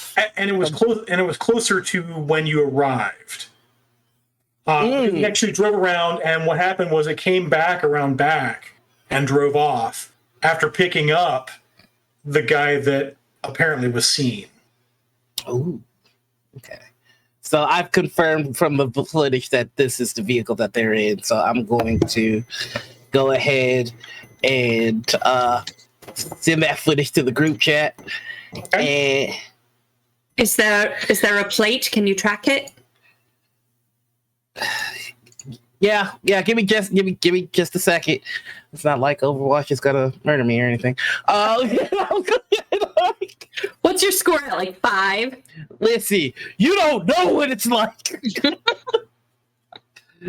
I'm gonna see if I can zoom in on the footage. NCIS style. Enhance. Haptoplantic. And see if I can get that sweet license plate number.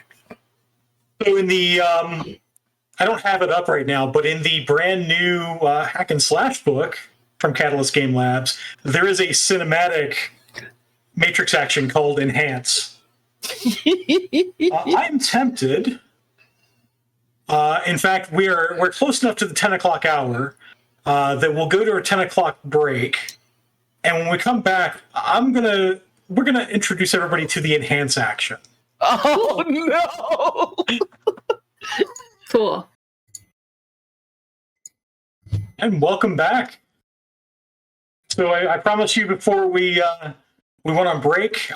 So in the new book, Hack and Slash, that just came out, I think this week, there is a section under Matrix actions that lists a few what they call movie Matrix magic that are the more cinematic actions.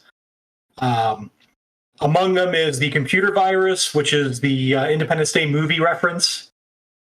And Enhance, which is the one we're going to use now, because Slick is trying to enhance the license plate on the GMC Bulldog step van. So Enhance is a legal action, but you are still accruing Overwatch score because you have an illegal access. But the action is an electronics plus logic. Ooh. That means So you do get your edge from your analytical mind. Right. So it requires user or admin access. And it says sometimes the TRID footage is unclear, or maybe the audio is coming through garbled, but a quick shot of Enhance and suddenly everything becomes clear. This matrix action can be taken on the same turn or the turn immediately after performing a matrix perception test, which you've just done. Mm-hmm. Hits on the enhanced matrix action are added to the previous matrix perception test. Oh. So these 5 hits that you just rolled are added to the 4 you got before.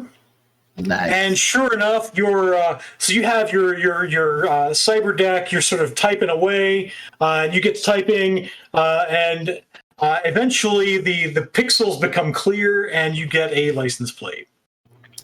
I really wish you all were a little bit more knowledgeable so you understood how impressive this just was. He just wanted to. And then he's going to send you a shot of a crystal clear license plate. And it's even corrected for like the viewing angle. It's corrected so it's just straight up rectangular. It looks like a brand new plate. If I had a few more minutes, I could even make it 3D for you, but you know. Great job, Slick. Thank you. If it looks like a new plate, it might be those things that you can change your license plate. Do you know what I'm talking about? That riggers use. Is Mighty So it does something? Yeah, it does occur to you since you have experience with vehicles, Slick, that I mean, it could be that they have a spoof kit, which includes a morphing license plate. Is there any way for me to verify that? Not really. That's kind of the idea of it. Right. Okay. I mean, you can verify based on your enhance action that they probably have one. Okay. So yeah. But the idea of it is that you're not going to track it back to what the original was, short of actually hacking that vehicle. Any word from either of my spirits? Actually, yeah. Yeah. Oh, and also for the record, I'm out of the net and I'm resetting the deck. I'm not gonna. You're good at remembering to say that. Good. That's good. Not gonna get me caught up. Because I did just put your new Overwatch score up, so now it's reset to 0. So your 2 spirits come back because they found both the woman and the man you were tracking. They're both in the same place. They are in. They are on the road. And they actually sort of wait. So it's part of why it takes a little while longer. You're probably waiting there a good half hour or so before they come back. But you're sort of seeing this flood of vision going through your head as you see the path these spirits are taking. Eventually, they end up kind of in the same place, and they do see. They see there are 5 people in the Bulldog step van. They're all fairly clearly dwarves, except for the woman who appears to be either a tall dwarf or a short human.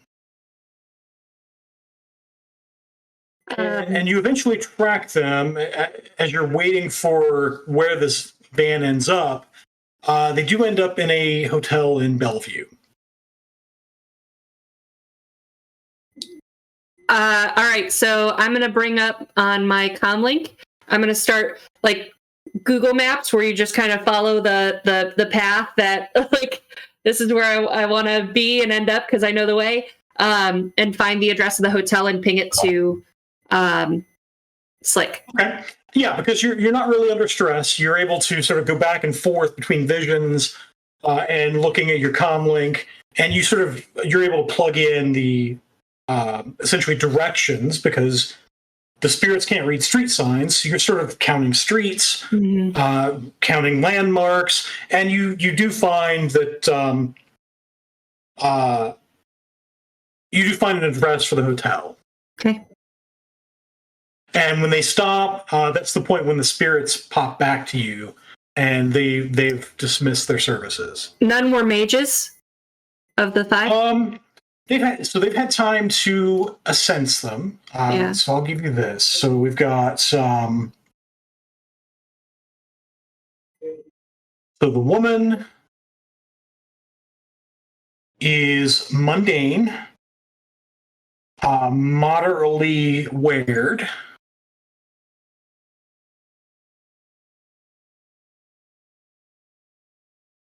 In fact, let's go ahead and roll. So you had a force 4 and a force. They're both force 4. Okay. So I'll go ahead and roll this. This will be just to see what you're able to get, and I'll give them a 2 dice bonus. Okay, so that's about right. Okay. So the woman has a sort of a moderate amount of wear.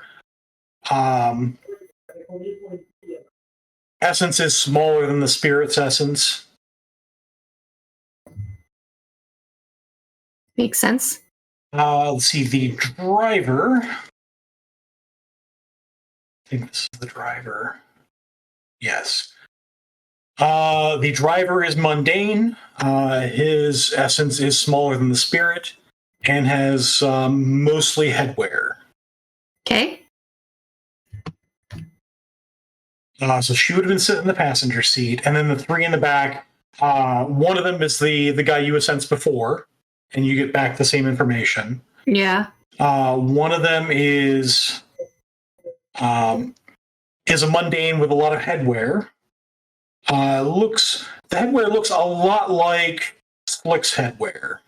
Boom.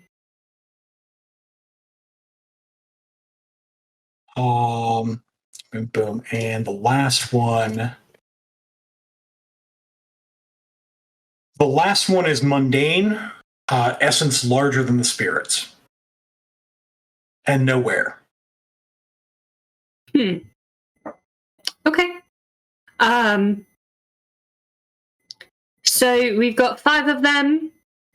Decker, a rigger, a street Sam with the one I described earlier. We've got the what's her face? I just closed her window, so I don't remember her name. That we've met before, and we've got a mundane without anywhere that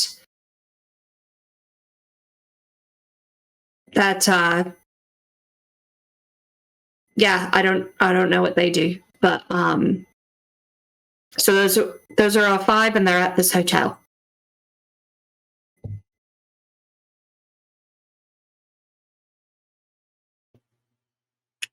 Right.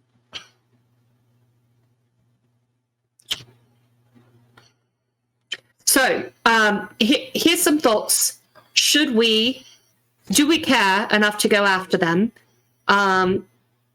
Do we use this decoy that Violet found to swap with the other one? Because if we swap ahead of time, ahead of the auction, then there's no risk in us not getting the item, and we can see who else is bidding on it. In the meantime, we are going to be a target for this team once we have the item. But I mean, we have to find everybody that's interested. I thought we found the team that was interested. We found some that are interested. We don't know who else might be bidding on this. Oh, I like both. Do we have time for both? You still have about a day and a half. It's just after. It's probably about 1 a.m. Tuesday morning, and the auction is Wednesday evening. We go sneaky swap now and then go beat up those people after. Or we can use those folks as the distraction. If they're doing the same sort of thing that we're doing, there's a real good chance that they're also going to be there. Should I tip security off to their presence? I don't know if we have enough information yet, because if they don't have that decoy to swap anymore, it makes it a harder run for them, theoretically. But I think I like the idea, Nova, of going sooner rather than later, because without their decoy, they went to this hotel, but they might, knowing what we're after them, they might do it as soon as possible too. So we might run into the runner team while we are liberating the actual manuscript. So it's either go to them and stop them first, or perhaps be compromised when we have to fight them at the museum. I mean, we know where they are. I do like swapping it out ahead of time. See if we can get ahead of them, since they're already missing this decoy. That they may try to come back here to look for it once we leave. All right, so here's a thought then. I know where they are, so I can go in the astral and keep an eye on them, that they are at the hotel, while you do the reconnaissance on the museum and see how best to pull this off. I can check in with you every 30 minutes or so, because I can get there quickly. But that way, we know if they're on the way or not. Does that make sense? Does that work for you, Miss Nova? This was your plan. Yeah, it sounds cool. All right, I'll see you in 30. I mean, you just really got to stop doing that. So you're gonna project again and go where? I'm going to the hotel to keep an eye on them. Okay. How long are you gonna keep an eye on them? 30 minutes. And then check back, and then go, and then check back, and then go. So you're counting on, where's your body going to be at that time? Are they staying here? Good question. I would assume the museum, but I don't know that for sure. So after leaving my body, I will return to my body going, go, where are you going? Where are you going to take my body so I can get back? Wait, are you guys asking me where I'm driving the van? I was just gonna. I mean, I don't really have any plans for the evening. I was maybe gonna get some donuts or something, or 17 today wasn't enough. Was there something I was supposed to do, or if you guys are doing the reconnaissance for the museum and we're doing that tonight. Oh, okay. Then yeah, I could drive by there, and then let them do reconnaissance. Yeah, where are you going to park the van? What corner? That way Curie knows where to go. Oh, yeah, well, I have to find the parking spot I feel,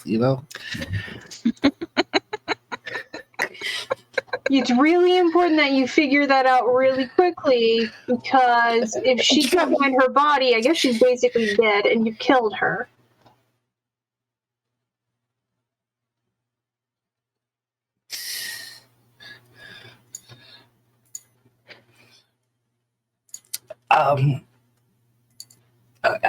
Okay, I'll find a parking spot, because he's just dropping this kind of stuff on me.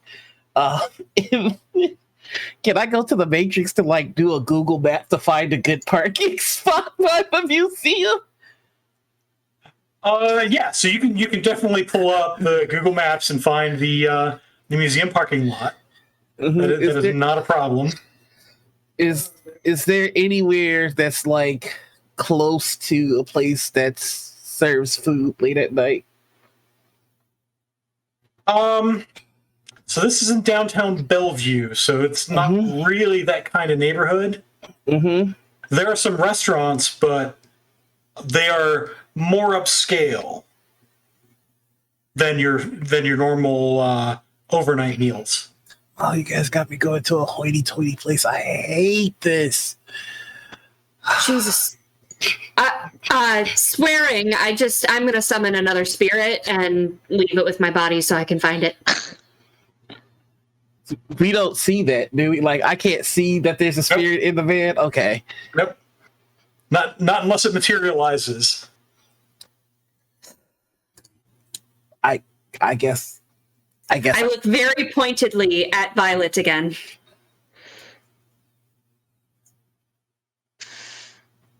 I feel like something's happening. This is another Force 4 water spirit? No, I'm going to do a Force 1 because it doesn't need to do much.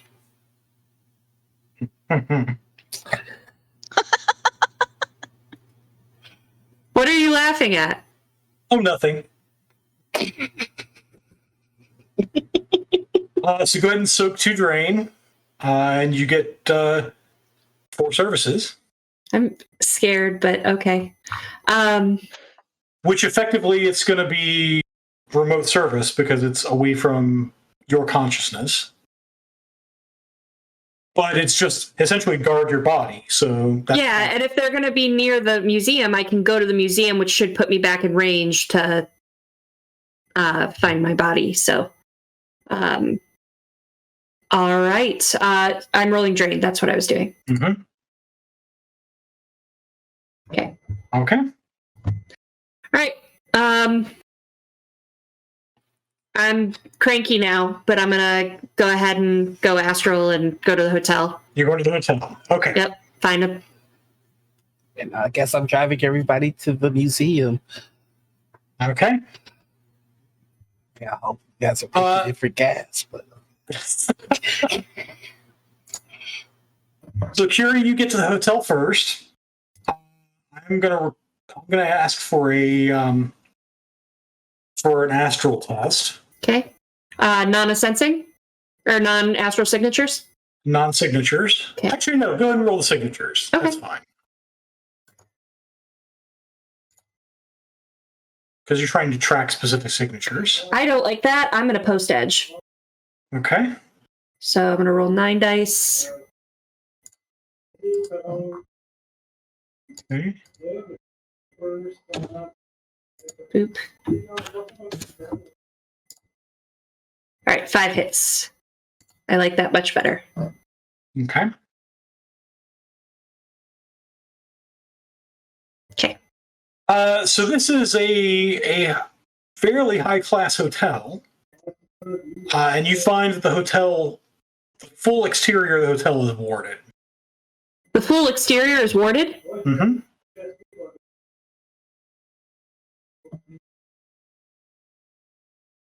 What hotel is this? From the Google search. It's like way up. It's upscale from Hilton. Let me find if I pull the right book out, I can find the hotel. In Bellevue, it is since I didn't write it down before, it is it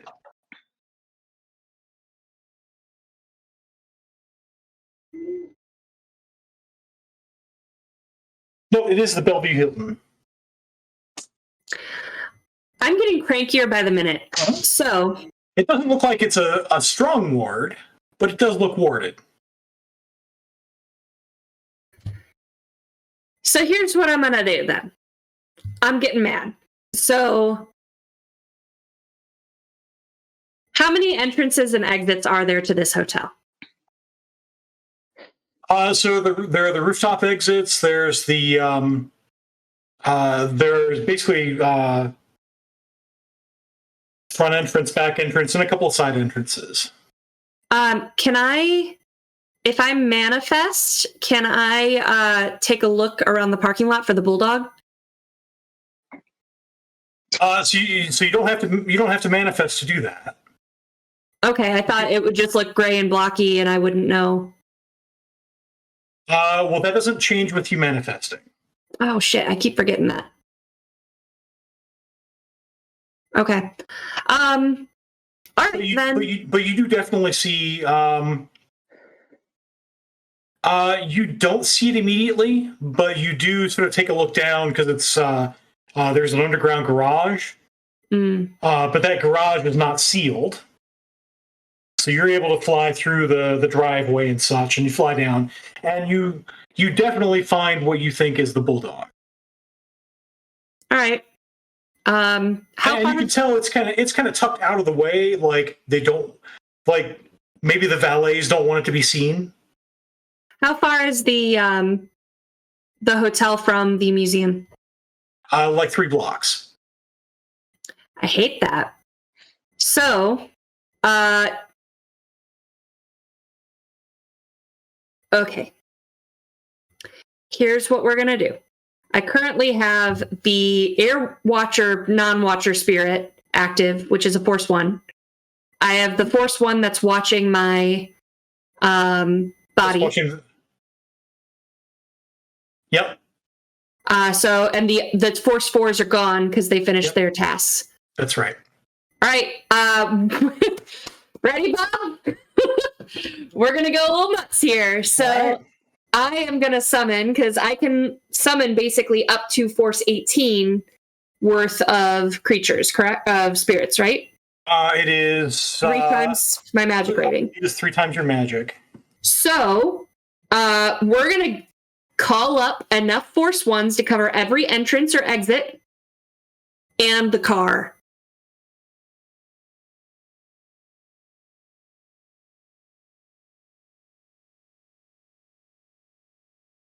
Okay. How many is that?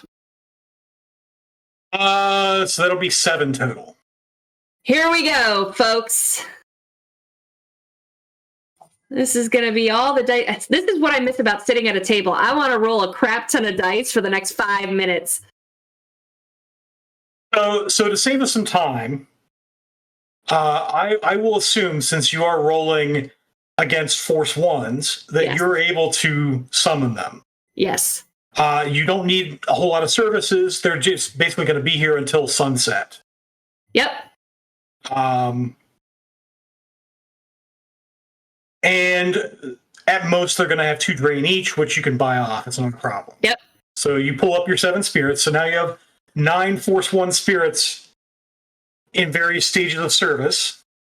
And I give them all the auras that I'm looking for.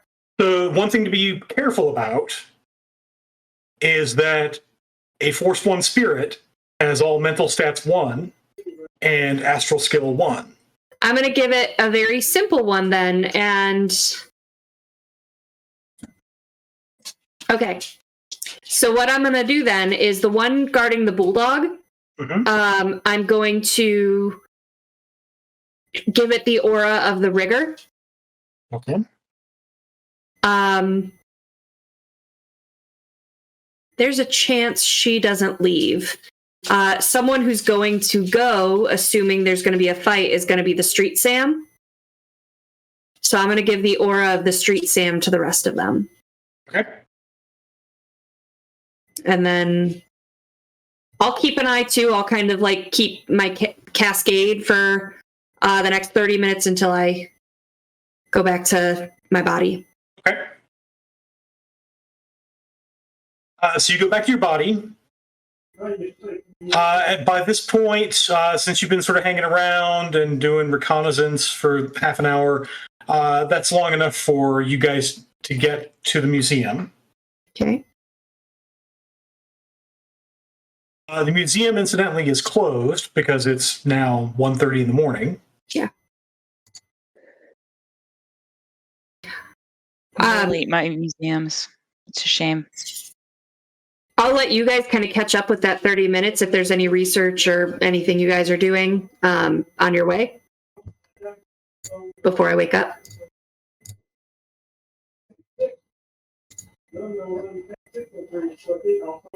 So we have Slick is driving.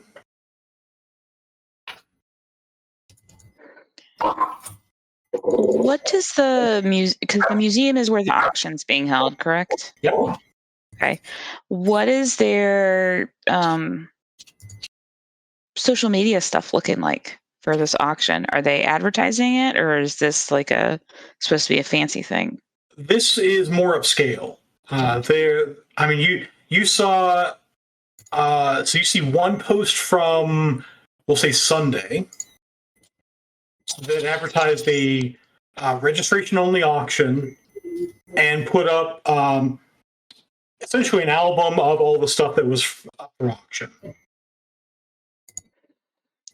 And then nothing else has been posted to social media about it, even though throughout the past day or so, people have posted, hey, look at this exhibit that is not for sale, incidentally.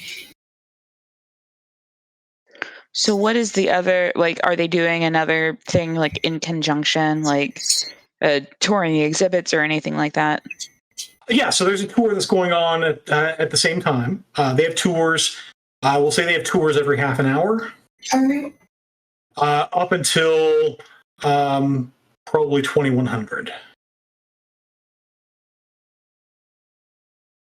And the auction is at 1900 on Wednesday.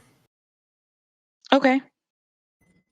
So there will be tours going on at the same time the auction is going on. You do see, and in fact, I can show you the map of the museum. Let's go ahead and do that. This is a fairly large map, so you might want to zoom out. There is a map of the museum in the public material. And essentially what they have is they have tours that go, so here's the parking lot with the main entrance. It's the bottom of the left-hand map. This is the upper level. And then behind it sort of goes down. So there's a lower level that comes out the back end at the bottom of a hill. And there's a street entrance there. So this is big. This street entrance is right on the street. And the parking lot where you guys are parked is back here. And so all these numbered rooms around the perimeter, that's where exhibits are. Of various art, paintings, sculptures, modern art, all sorts of stuff. And the auction is scheduled to take place in the Gothic cloister that is in the left-hand side of the upper floor, the upper level. And some of the pictures you see of it in social media, because it's a place where they have events. It is a fairly nice. It's not quite outdoors, but it's very well natural lighting with skylight above, and sort of there are all sorts of hanging vines and such. When does the museum open? We'll say the museum opens at 10. Okay. Is the Gothic cloister area available when there's not private events? It is generally restricted. Okay. It is specifically for private events. Gotcha. Okay.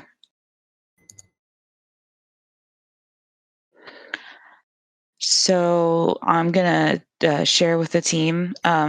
So just so y'all know, the museum opens at 10 a.m. and they have tours until 11 p.m.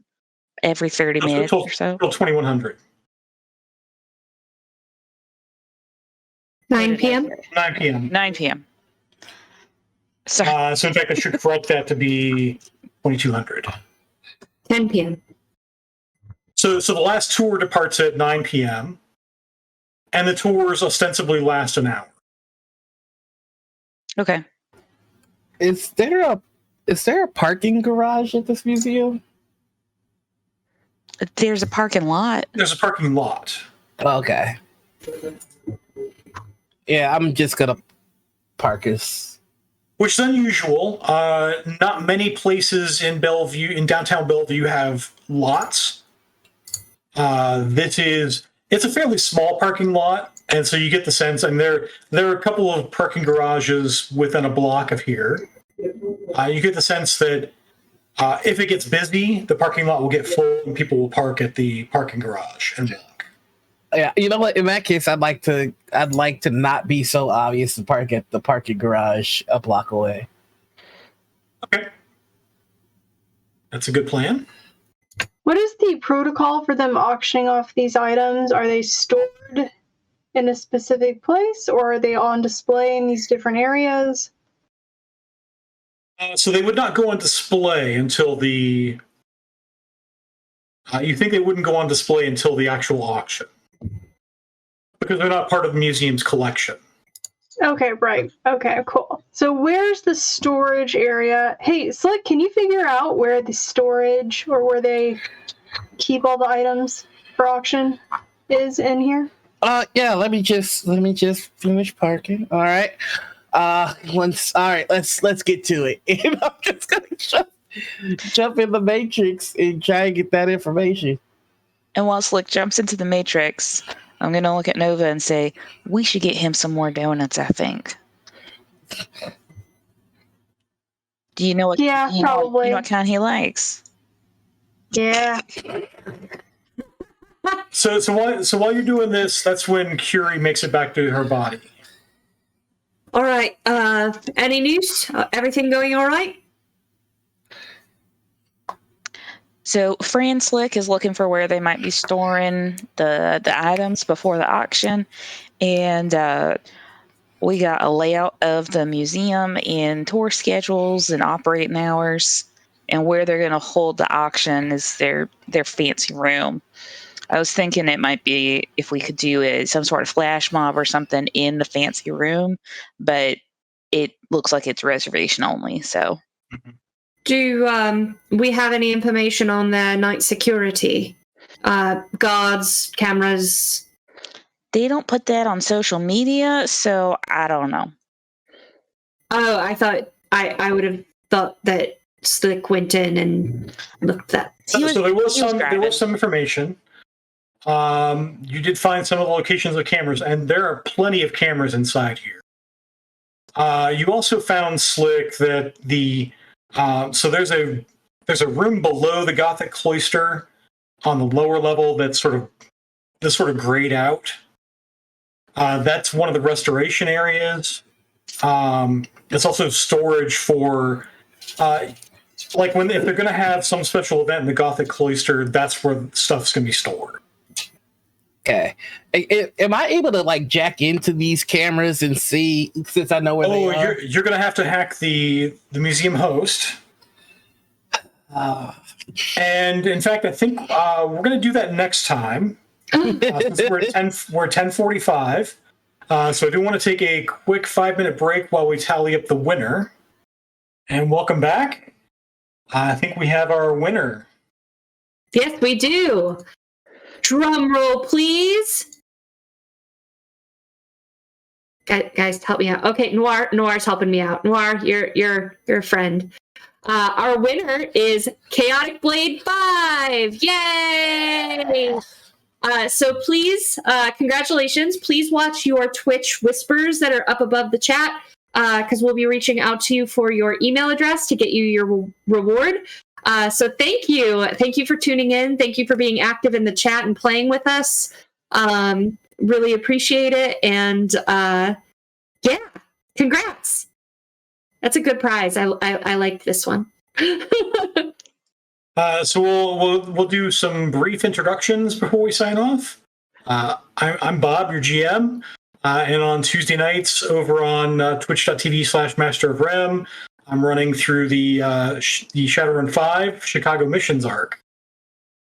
Heck yeah.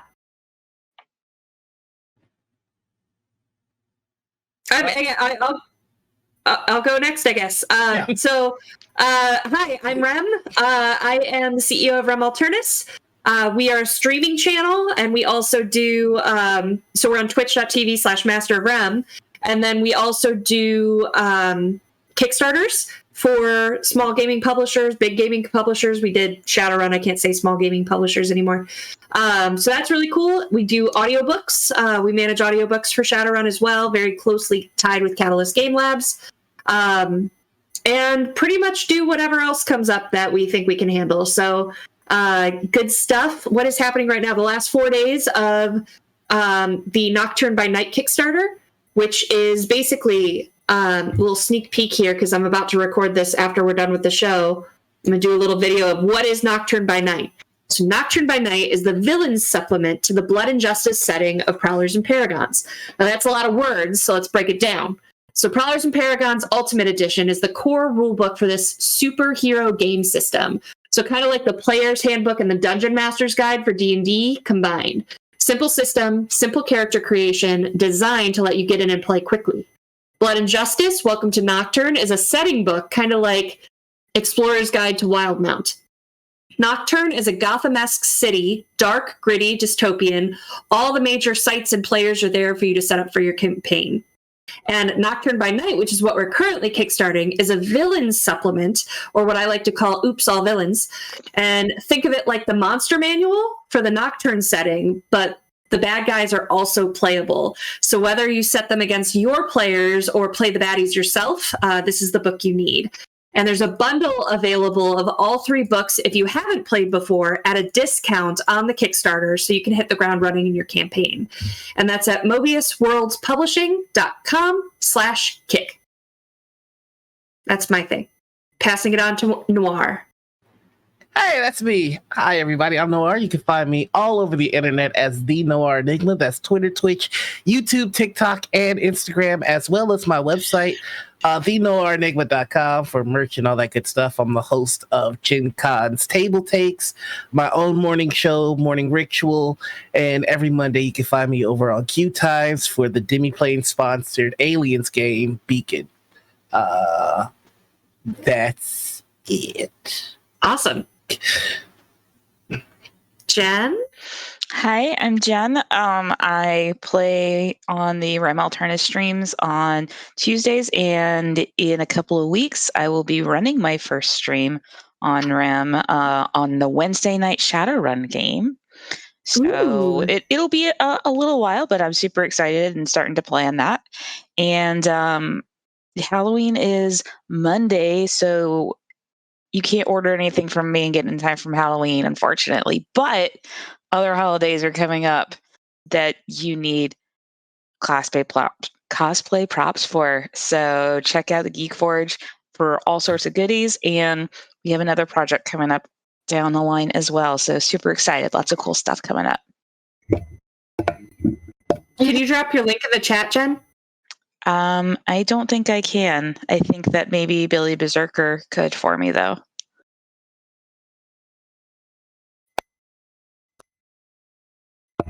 Perfect. And Amber, how about you? I am Amber. I also play in Bob's Tuesday night Shadowrun game, also with Jen and a few of our lovely friends. So you should come check us out there. And yeah, I'm just happy to be here. Awesome. Thank you all for playing and being here. Oh, Tezlon, you got anything to say? This is our voice from beyond.